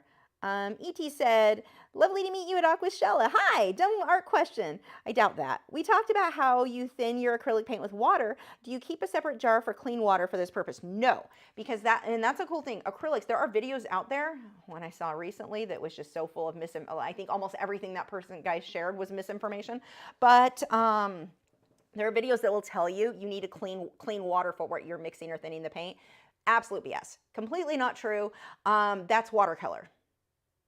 Apparently no one told that guy this isn't watercolor. Or maybe he was just trying to invent stuff so he had something to talk about that's different that no one else. I'm going to share new information that other people don't talk about. Yeah, we don't talk about it because it's unnecessary. No, you do not. I mean, your water can be near mud, like so dark, and even when painting with white, it won't actually affect the white paint, even when thinned down. So no, you do not need clean water for that. Good question. Brent said, why colored pencil over pan pastel rather than pastel pencils? Because I'm a freak who cannot stand the feeling of pastel, like the dry chalkiness. I can't do. Weird. I have no problem with like charcoal. I was actually worried about that at Aquashella. I had it all over my hands. Didn't weird me out at all other than wanting clean hands. But like it wasn't that dry. Pastels, it's like, no, nails on chalkboard sort of like, that's kind of the reaction I have when I try working with them. They're a beautiful medium and I'm a crazy person. So let's see, have I used Holbein colored pencils? I have, and I have a review, and it's not a company that I will work with. It is not a company I will buy from again. I mean, maybe I take that back. If they ever wanted to contact me and explain why their employee ghosted me with my questions, so here, let's do a short version of a very long video. I have a full review showing you what I liked about them, what I didn't like about them, but my biggest issue is that I don't trust the company. I contacted the company asking, and I used their airbrush paint before, I don't now. I've heard other rumors about the toxicity not quite being what they claim and that kind of concern. I don't know. I hear rumors. But what happened was I contacted them because their light fast ratings weren't clear. Like did they use a star or a dot rate? I forget what it was. I explain it. I show all that in the video. But anyway, I contacted them and I wanted to know, like, how does that relate to ASTM or Blue Wool? The guy told me we don't use any of the short version, and I read the whole email on that review, but the short version was, he said, we don't use either of those methods. We use our own proprietary method to rate light fast. That's not how light fast ratings work. Everything everything should relate to Blue Wool or ASTM. Those are the industry standard for everything, and not just art supplies, for everything, for fabric coloring, like that's Blue Wool, where that comes from. But I was trying to get the information. It was like friggin' pulling teeth trying to get information. Okay, do you know what machine, are they using a machine? Like, how are they testing then? If they're not using the same methods everyone else is using, how do I know these are, you know, really light fast? So he basically just stopped answering me. He just, I guess I was not important enough. Interestingly enough, one of my friends, he knows is a YouTuber. Oh, they gave her all the information. They came back out after I'd already made my video, and I couldn't get them to answer me. And so I was like, well, I guess that's going in the video, because I was trying to get the information to share in the video, but I didn't tell him that. He just thought I was a normal customer. Well, apparently that company does not respect their regular customers, only if they knew you were a YouTuber first. Won't work with you. Sorry. That was just, I don't know. I have no respect for a company like that. And they've since come out and clarified their ratings. The weird thing with them, though, their ratings were very, very far off from the results that Colored Pencil Society of America got. Now, Colored Pencil Society of America, theirs aren't going to be super accurate because they're not using the standard machines. So to test that, like they're kind of eyeballing. It's one of those, it gives you an idea if a company is lying or not. I mean, kind of, if the results are super far off from theirs, you've got some questions. And that was the case here. Some of the results that Colored Pencil Society of America got on how fast the color faded versus what Holbein was saying, that was concerning to me. So yeah, I just don't trust them, in all honesty. So I'm not going to trust my work with them. I mean, the pencils to work with, they were different. They were weird. Once I got the hang of them, I liked them well enough, but not well enough to risk my work fading, not well enough like to even buy something from a company who thinks that their customers aren't important enough to answer important art questions from. So, and I have a video that goes over all of this. So if you're watching this and you're like, oh, but here's more information, I talk about all of this in that video. And I know many people keep telling me, oh, they came out with more information. Yeah, they never bothered getting back to me on that. Because apparently as a regular customer, and I mean, I guess it's good if people complained and then they were like, okay, I guess we need to come out and clarify this, but they never got back to me. They never explained any of that to me. And it's like, well, I guess I'm not important enough to you. Well, I'm also not going to recommend your product because I don't trust your company. Like your company doesn't, if you can't respect a customer, you only respect the people who you've worked with that are other YouTubers, I'm out. That's not okay. So anyway, that's my Holbein rant. That's a short version. Again, if you look up Lachri and Holbein, I've got a full review where I explain and read the actual emails back and forth and my thoughts on all of that. The pencils themselves are okay, not worth the money. They are way too expensive and not worth the potential light fast issues that I don't trust them on. Let's see. Jason said, Glitch is in the mist. She looks so cool. Thank you. Also, I heard you could sharpen a regular pencil that could clean the blade up some. Yes. So you can take your regular graphite pencil and it will clean and it basically lubricates, because that is what graphite is. It lubricates the blade. So your blades on your regular pencil sharpeners will last a lot longer if every so often you're running a regular graphite pencil through it in between your colored pencils. So, and I mean, just it doesn't have to be some expensive pencil, just some cheap number 2 pencil. Run that through your pencil sharpeners and it will make them last longer. They will stay sharper. Karen said, 2 of my favorites for shading are the Luminance Violet Gray Light and Violet Brown Dark. Ooh, I like that one. Both are fabulous, and I love the Luminance White and Naples Ochre because it's light. Yeah, those are all awesome colors. I am with you on that. Kathy said, we need frog updates. We've all become seriously invested in the welfare of Lisa's critters over the years. Yeah, there's not really any new updates besides what I shared with, Glitch, and she's got the baby derp with her. And then we've got Cookie, Purple Frog, and Murky are all still together. Cookie has a weird thing where frogs shed like nightly, and it builds up. It's like this hard, I think dried glue, but he always gets it. I don't know why. The albino one, Captain Cookie, he gets it around his leg, like at his knee. So every few days I have to check him. Usually not more than once a week. It's weird if it's more than once a week. I have to check him and soak him and then remove that, which he is not a fan of. He makes sure I know. But yeah, there's no, like, everyone's good. No, nothing, no changes. I do need to take more photos of them though. Let's see. Kristen said, do I have this right? That's your frog. Does she have a name? Yes, this is Glitch. Named Glitch because her brain glitches and she wants to go this direction, but she goes that direction. So that is where she got her name. Let's see. Sneak said, I just had cataract surgery in both eyes and I'm amazed at how much brighter colors are. Glitch is lovely. I can't imagine having the skill to raise a handicapped frog. Well done, Lisa. Thank you. Well, I mean, it wasn't, the thing that was so hard with her is there wasn't a lot of information out there. So I mean, I was contacting experts, and the cool thing is I did meet people that I trust and will go to for information if I'm, for whatever. But no one saved one that I could find that had her problem. So everyone just said, yeah, I've dealt with that, and they fade, you might get a month, but because that's how long it takes to starve to death. I'm like, what a horrible way to go, to starve to death for a month. So it was like, well, I've got nothing to lose. Let's try this, and it worked. And I was worried she'd start to get sores on the side of her mouth because they have really sensitive skin from having her mouth popped open. Nope. And that's why you'll sometimes see on Instagram or MeWe when I post photos of a frog where I'm wearing the blue gloves and she's on a paper towel. You don't hold, like, you shouldn't really be holding frogs. They're kind of like fish. They're for looks. You make their house nice and you keep them, taken care of, but they're not like hands-on like that. But with her, so when you see pictures out, that's why you'll see me holding a frog or have one out. It's because those were her feeding nights and she was out. So I'll sit there taking photos while she's swallowing her crickets. Okay. And the cataract surgery, congratulations on the surgery. I know what you mean because I remember the first time I got glasses, I didn't realize how bad my eyes were. When I got glasses, my artwork did not look how I thought my artwork looked.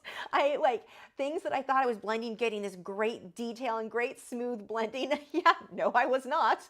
So, yeah. Let's see. VRMD said, watercolor pencils, what brand do you recommend? Vibes Aquatics. Oh, Vibes Aquatics. I met them. Great meeting you all over the weekend. You too. Watercolor pencils. My favorite are probably the Carandosh. Is it Museum Aquarelle, I think is what they call theirs, but the Carandosh is the brand. I really like, except for their purple. Their purple's really weak. If they have more light fast colors. If you're not worried about light fast and you're just looking for pigment, I really like Derwent. So they were not as light fast, but what are you doing over there? But their colors were great. They blended well. I did a lionfish with the Derwent Derwent watercolor pencils, and they're much lower cost than the Carandosh, but again, they're not as light fast. And if you're not familiar with light fast, so light fast is how we determine how long a color will fade or not. So like example, you saw the glow in the dark art at Aquashella, which is awesome. The problem with it, none of those colors are light fast. The colors that glow in the dark, they're cool and there's no option. So I mean, if you want to glow in the dark painting, you have to deal with that. But they all fade when exposed to light within a few years. Within, I'd say 2 to 15 years, most of those will be noticeably starting to fade. So that's the nature of certain colors. Whereas, where was I going with that story? That's why okay, so light fast. Carandosh, they have more light, their colors tend to be more light fast, or a bigger selection of the more light fast than the Derwent, but Derwent performed very, very well. So if you're just looking for good performance, you're not worried about light fast, like let's say you're just gonna make prints, then Derwent is a really good one. Not happening said, feed the puppies. Okay, they didn't even pop up. They're like, seriously? Are you gonna do it? Are you gonna do it? I think do you want a super chat? How funny that they know that word now. Yeah, are you getting a super chat? Yes. Back up, you're gonna drool on my cup. I've got my iced tea on the floor and yeah, ew. You can't see it, but when Wade shakes like a normal dog, for whatever reason, he can't do it without his tongue hanging out of the side of his mouth, so his tongue goes flapping. You're such a goof. Say thank you, not happening. It's all gone. Okay, go lay down. Thank you for sleeping. Down. Hey, no, that's a leaf. Go lay down. You're not eating a leaf. Go lay down. Down. Oh, or we'll just stretch and ignore. No, bad cow. Yes, you're a very bad cow. Go lay down. Baddest of cows. Thank you again. All the way. There we go. Slowest race dogs ever. This is why they flunked out of racing school. Okay. Let's see. Python said, Lisa, do you like polychromos? I love polychromos. They are one of my favorites. I have the 120 set, and they are my favorites because they're super high quality. They layer better than any pencil, and they are really versatile. What's your favorite? I use a combination. I would say Faber-Castell Polychromos and Derwent Lightfast are like my two main go-to. I really like the Carandosh Luminance as well, but like more often than not, I find myself, depends on what I'm working on.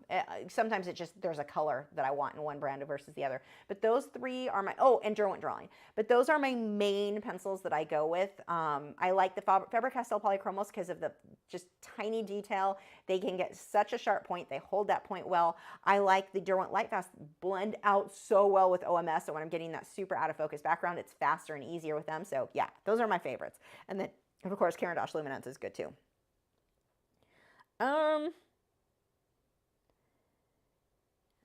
Let's see. Ford1 said, "Hi Lisa, I use Liquitex Basics and was thinking of buying some paint markers. Would it be a good idea to use them for fine line work over the top of my paintings? Thanks, keep up the great work." Thank you. I don't recommend it. So, well, what are you trying to do? If you're going with a stylized look, it's going to give you a more cartoony, or you could almost go with like a pop art or stylized type look.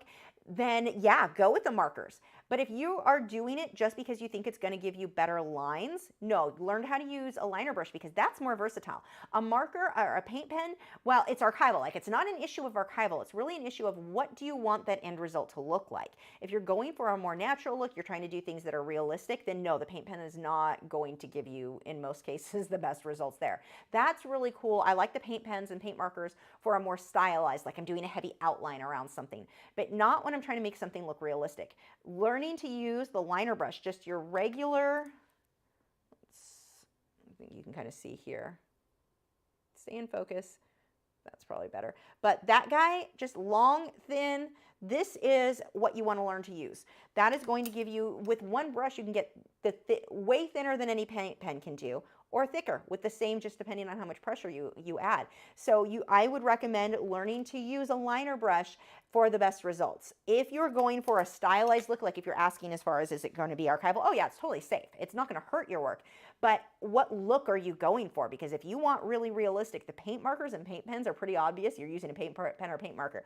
I didn't even like when students used those to sign their name. It was so obvious that wasn't done with paint.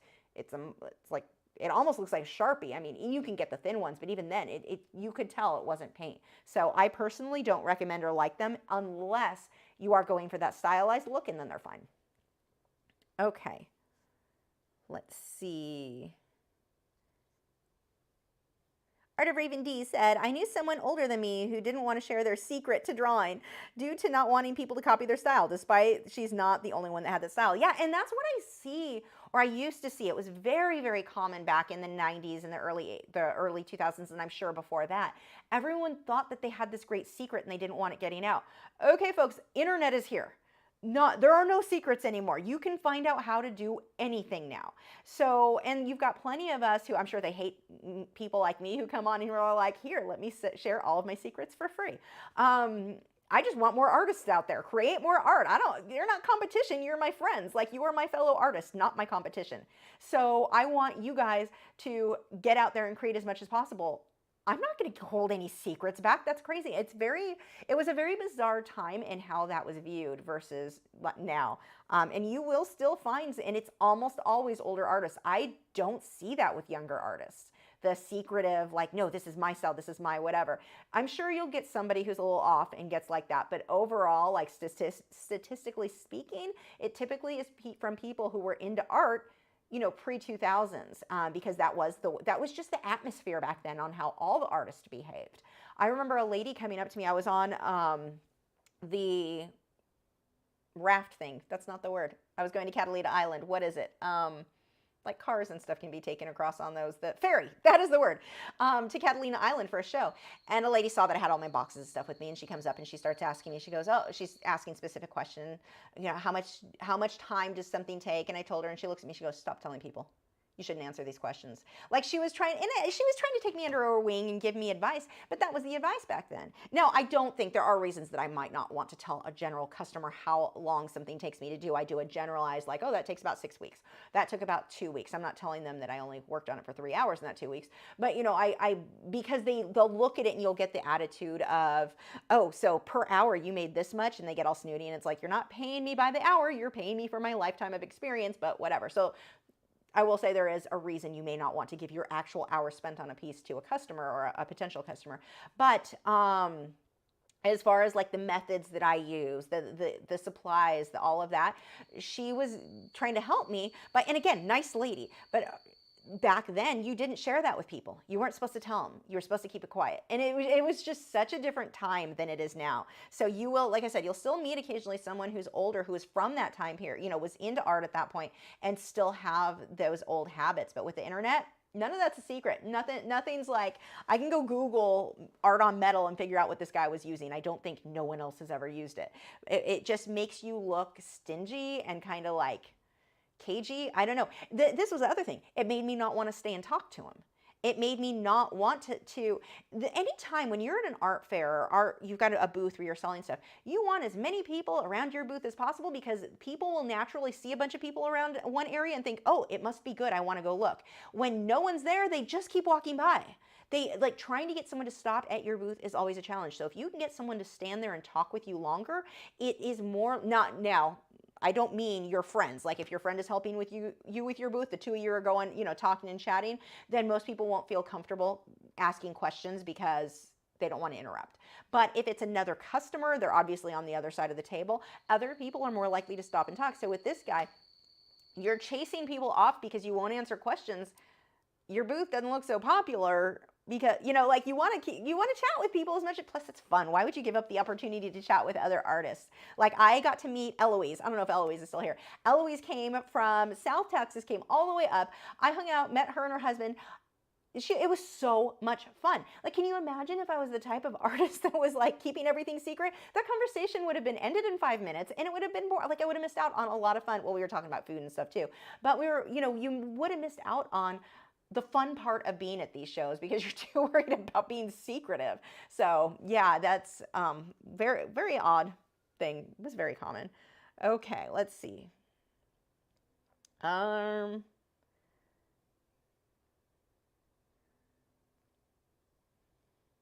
GT said, is there a paper that is less expensive alternative to Pastel mat or Lux Archival, specifically for practice pieces? So if it's for practice, you could use UArt or Fisher 400. UArt's the cheapest. UArt's just sandpaper. Actually, let's make it easier. Go buy sandpaper. Like actual if you're only practicing, I don't know what grade it is. I want to say 400, 500, 600-ish, probably about 500 grit sandpaper. Because really, if it comes down to it, that's all that UArt is, because UArt is not archival on front and back, only back, or only front, not back. But the back affects the front. I found that out the hard way. So don't, you know, I'm not a UArt fan. I would say go get some good piece of sandpaper if you're only practicing. Don't sell it. It's not archival. But yeah, that would absolutely, I want to say 500-600 grit should be good enough to practice on. And I would just tape it down to a board because, you know, it's going to try to fold up, but that should work for you for practice. Yeah, I would do that over spending the money. Like you're spending extra money for UArt to get what is essentially just sandpaper, because it's not archival on front and back, only front. But anyway, let's see. Wow, when people ask questions, I don't normally have a good answer for that one, but that one is actually like there is a cheap alternative for practice. So that's kind of nice. Tammy said, would you have time in this 1 hour time slot to show how to glaze oil over acrylic? Well, not tonight, but in general, like for a video, no, I don't think I could do that in an hour. Like it would have to be like, here's one brush stroke, here's one more. Like it would have to be such a basic thing. Just the setup to put the acrylics away to get out the oils alone, that switching over on that would take a long time. I'm not sure. The only way I could really do that is if I did one lesson with the acrylic and then did the oil over at the next lesson. So it would be a 2-part. So that might be a way to do it. Not Happening said, I wanted to see the coral you bought or pictures of them. So they're all in quarantine right now. So I quarantine, I'm neurotic. I quarantine all of my coral because it is possible for fish disease like ick or velvet, Brooklynella, any of those. Well, Brooklynella and velvet especially, because they are not Brooklynella, velvet and ick, they have an encrusting stage of their life cycle where the parasite drops off the fish. It floats down to the sand, rock, the frag plug that coral is sitting on, and it encrusts there. After anywhere, it depends on the parasite, within 6 weeks at 80 to 81 degrees, you're generally fine. But let's say within that amount of time, it could be in a couple of days, it could be 2-3 weeks, that parasite now comes off the thing, it hatches. So let's say I bought a coral and it had that encrusted and I put that in my tank with my fish. When that hatches, it now can attach to my fish and I can have an entire outbreak that kills everything I own. So fish-wise. So all of my coral goes into, I mean, nothing's going to be 100% sure. You're not going to have something like that, a nightmare happen, but just in case, I have a coral quarantine tank for my inverts, like my cells, everything goes through at least 6 weeks quarantine to make sure there's no parasites like that on them. But my coral quarantine tank does not photograph well. Like it is so hard to get a good photo because of the type of lights I have on it. So we kind of have to wait for 6 weeks, 6 to 8 weeks, depending on when I decide to move them over, before they make it into my big tank or my display tank. That's when I can get photos. So I can't really share, like, I tried getting some photos, but they're not very good. Like, they're not very good in that. The lighting is hard. So we have to wait for them. But that will happen in like 6 weeks because I'm paranoid. Let's see. Yeah, Nick said, when the lads are sleeping and twitching, you'll know they're dreaming of, and I'm not saying the word because they will bounce up. Eos Lab said, would you consider doing a live with watercolor pencils? Yes, that would actually be good. I've got a list of things I need to do. Yes, absolutely. Peggy said, love your pretty dogs. I'd love to have a greyhound or two. Yeah, I can't recommend them enough. Like, they are sweetheart. They don't bark. I kind of wish that they would bark if someone was like, I have to have an alarm system because the dog won't do it. But no, they're a really cool breed, sweet breed. Lazy, like people think that they're going to be super active and all over the place. No, what you see right now, like that is pretty much all day long. The only difference is if I leave the room, Wade is super attached to me, so he is like almost always touching me. So he'll follow me from one room to another, but he just lays back down and goes back to sleep. So very inactive. Oh, that's not the one I wanted. Very, they're lazy. They're called, what is it, 40 or 45 mile per hour couch potatoes. And yeah, that's pretty accurate. So they have beds all over the house, and they just follow, mostly Wade. Gibson is fine. Gibson's more independent, but Wade's like, has to be with me all the time. But yes, if you've considered one, like they make good apartment dogs. Even though they're big, they're good apartment dogs because they're lazy. They're just going to lay on your couch. Well, mine aren't. I don't let mine on the furniture. But Gibson started getting, we tried that, and Gibson started getting snippy about, well, I'm here now. I'm not sharing with you. And it's like, no, you get off. You're off. You don't get on the furniture anymore, which actually was way easier. We'll definitely stick with the no dogs on the furniture thing because, oh, that is way, way easier. But that just means beds are everywhere. Let's see. Dolphin Soul said, how do you decide how large to make your subject within your piece, plus decide what paper canvas you're going to do? Part of it is just eyeballing it. So coming up with a size. In this case, I used a projector. I had it already drawn out on another image, and I used the projector and projected it onto the canvas so that I could get the size exactly as I wanted. Sometimes I'll do that in Photoshop and I'll play with it, making it bigger, making it smaller to decide what I like, but I'll make the overall image, like whatever size file, the same as what the artwork I would be considering doing it on. Like tonight, typically we'll use standard sizes like a 5x7 so we can easily mat it and send it to the winner of the auction, which you still have 11 minutes on for this guy. Just as a reminder, there's the one we did tonight. There is Glitch. But on the glass of her vivarium. But my brain just totally shut off. What was I talking about? Oh, size. So another way you can do, some people, this is one thing I will say. Having an eye for balance, like a natural eye for balance in the weight of a work, like where to position stuff, that is something that I think some people have naturally and some people just don't. But that doesn't mean, because, we talk about natural talent and all of that with art. Like, I don't think that's a thing. It's, you either worked for it and developed your skills or you didn't.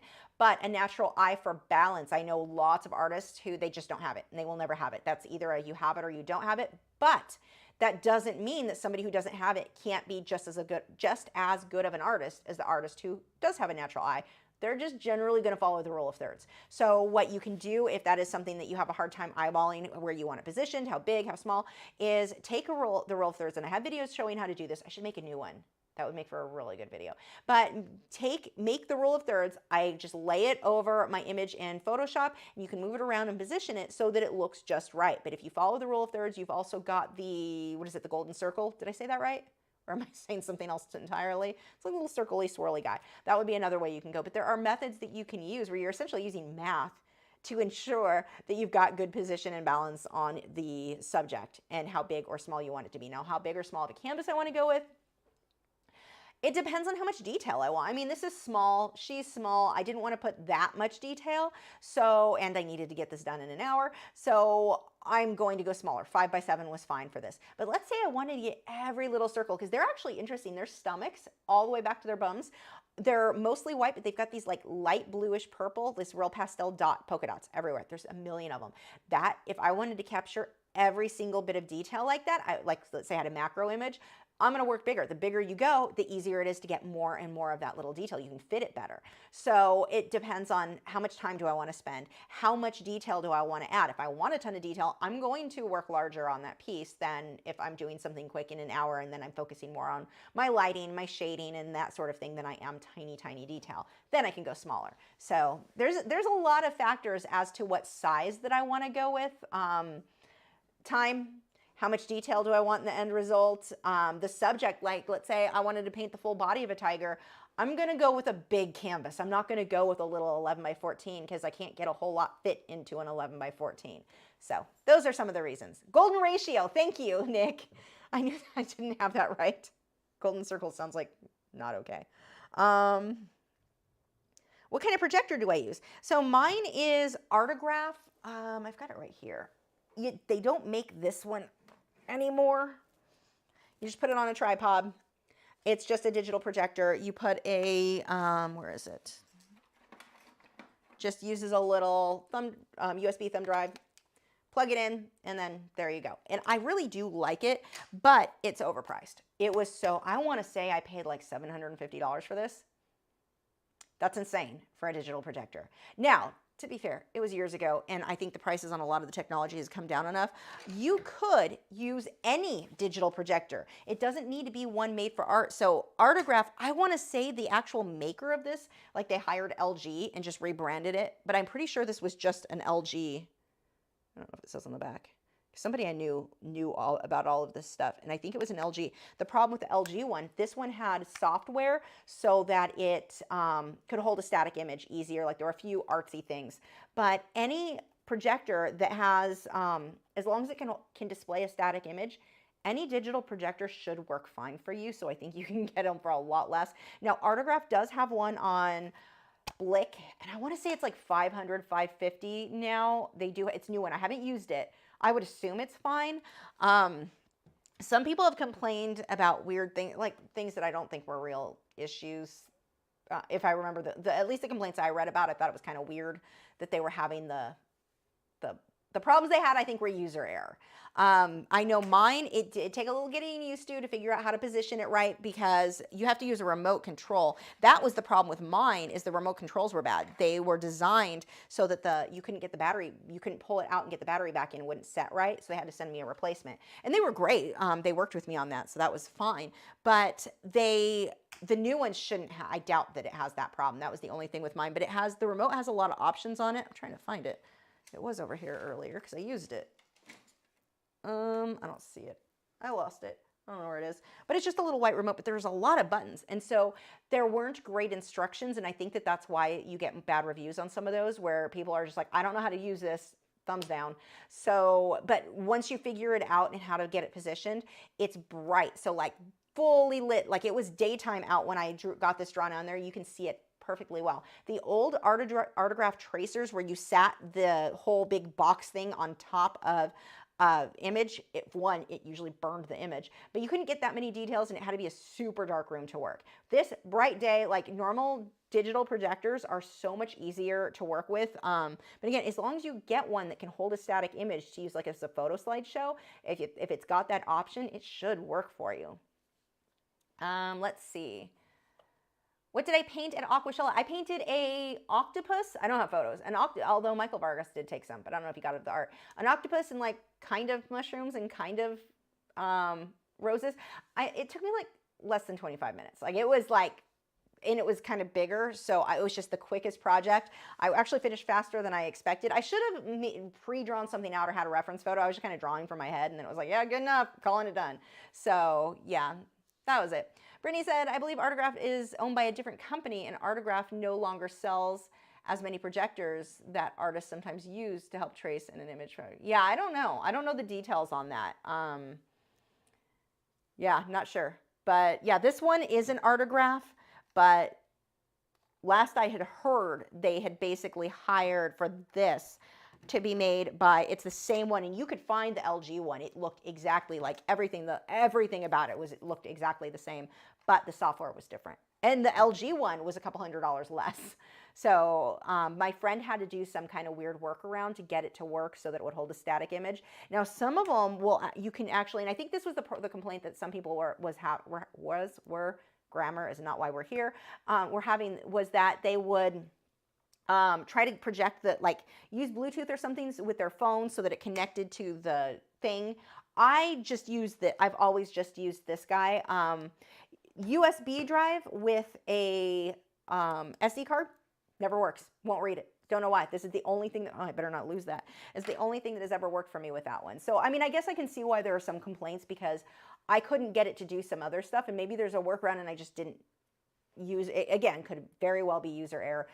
This way works for me, so I just call it good. But I know some of the reviews were saying they couldn't get their phone to connect to display the image. I don't do it that way, so I wouldn't know.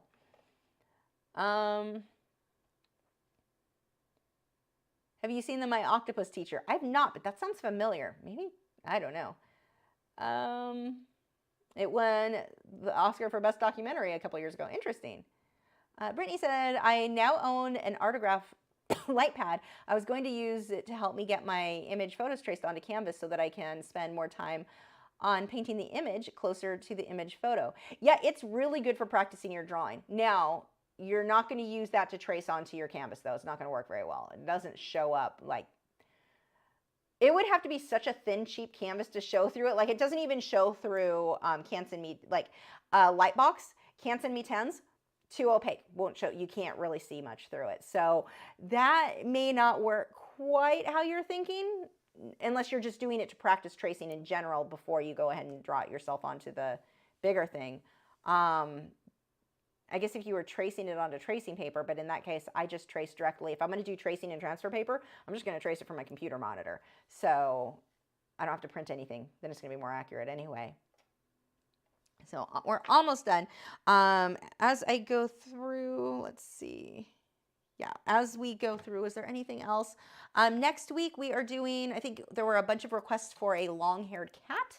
So I'm thinking a cat in charcoal, because doing fur and really focusing on that is easier to do in charcoal than any other medium. So we can put a decent amount of detail and really talk about fur. Plus, apparently a bunch of you guys are cat people, so we can do a fluff ball. And yes, follow me on MeWe. I've been posting on Instagram as well. The problem with Instagram, if I post, less than a 10% chance you're going to see it, because Instagram is owned by Facebook and they don't share if I don't pay. If I don't want to pay to advertise my post, yeah. MeWe, if I post on MeWe, you see it. Much better platform. We also have an art group there, so you can join, share your work, no nudes, and no sales. That's not a group where you're trying to sell to other artists. So that is an option. Yes, oh my gosh, Dolphin Soul. So I found that out at Aquashella before you sent me that. Yeah, so I have a Leafy Sea Dragon I had done in watercolor, and I apparently forgot to sign it. It still hasn't been signed. The original has not been signed. And I made prints of it, and there's no signature. And I didn't notice that until Aquashella, so yay me. I sent her one of the prints, so yeah, there's no signature on it. Good job, me. Yeah, yay. So anyway, we are at 9:59. We'll go ahead and call that. Thank you guys so much for joining. Thank you to Nick and Joseph, and I don't know if Clark Fine Art is here tonight, but the moderators, they keep all of the spam out of the chat, and Nick writes down everybody's questions, which I can't even imagine how much work that is, but my gosh, does he help us out so we get all of that instead of me trying to scroll and wasting time. But thank you again for joining. What? Only 91% of you hit the like button? Or said yes to hitting the like button? It's actually less than that, but that's just sad. Oh, we've got one more thing came through. Nope, that's not that. Oh, it's MeWe. I have to go through and accept friend requests. So anyway, thank you guys again. Check out our moderators' channels. They are in the video description. I will see you next week with the kitty, and I think we're done. Thank you guys so much. Hey, you. Yes, you. I see all your unused art supplies over there. Oh my god, those brushes aren't even opened yet. Tragic. You keep buying new fancy materials, but you don't use them because you don't want to waste them. Stop making your art supplies sad. Sign up for art lessons for as little as $4 a month. There are over 300 painting and drawing lessons available when you sign up, and new ones every week. Patreon.com/Lachri.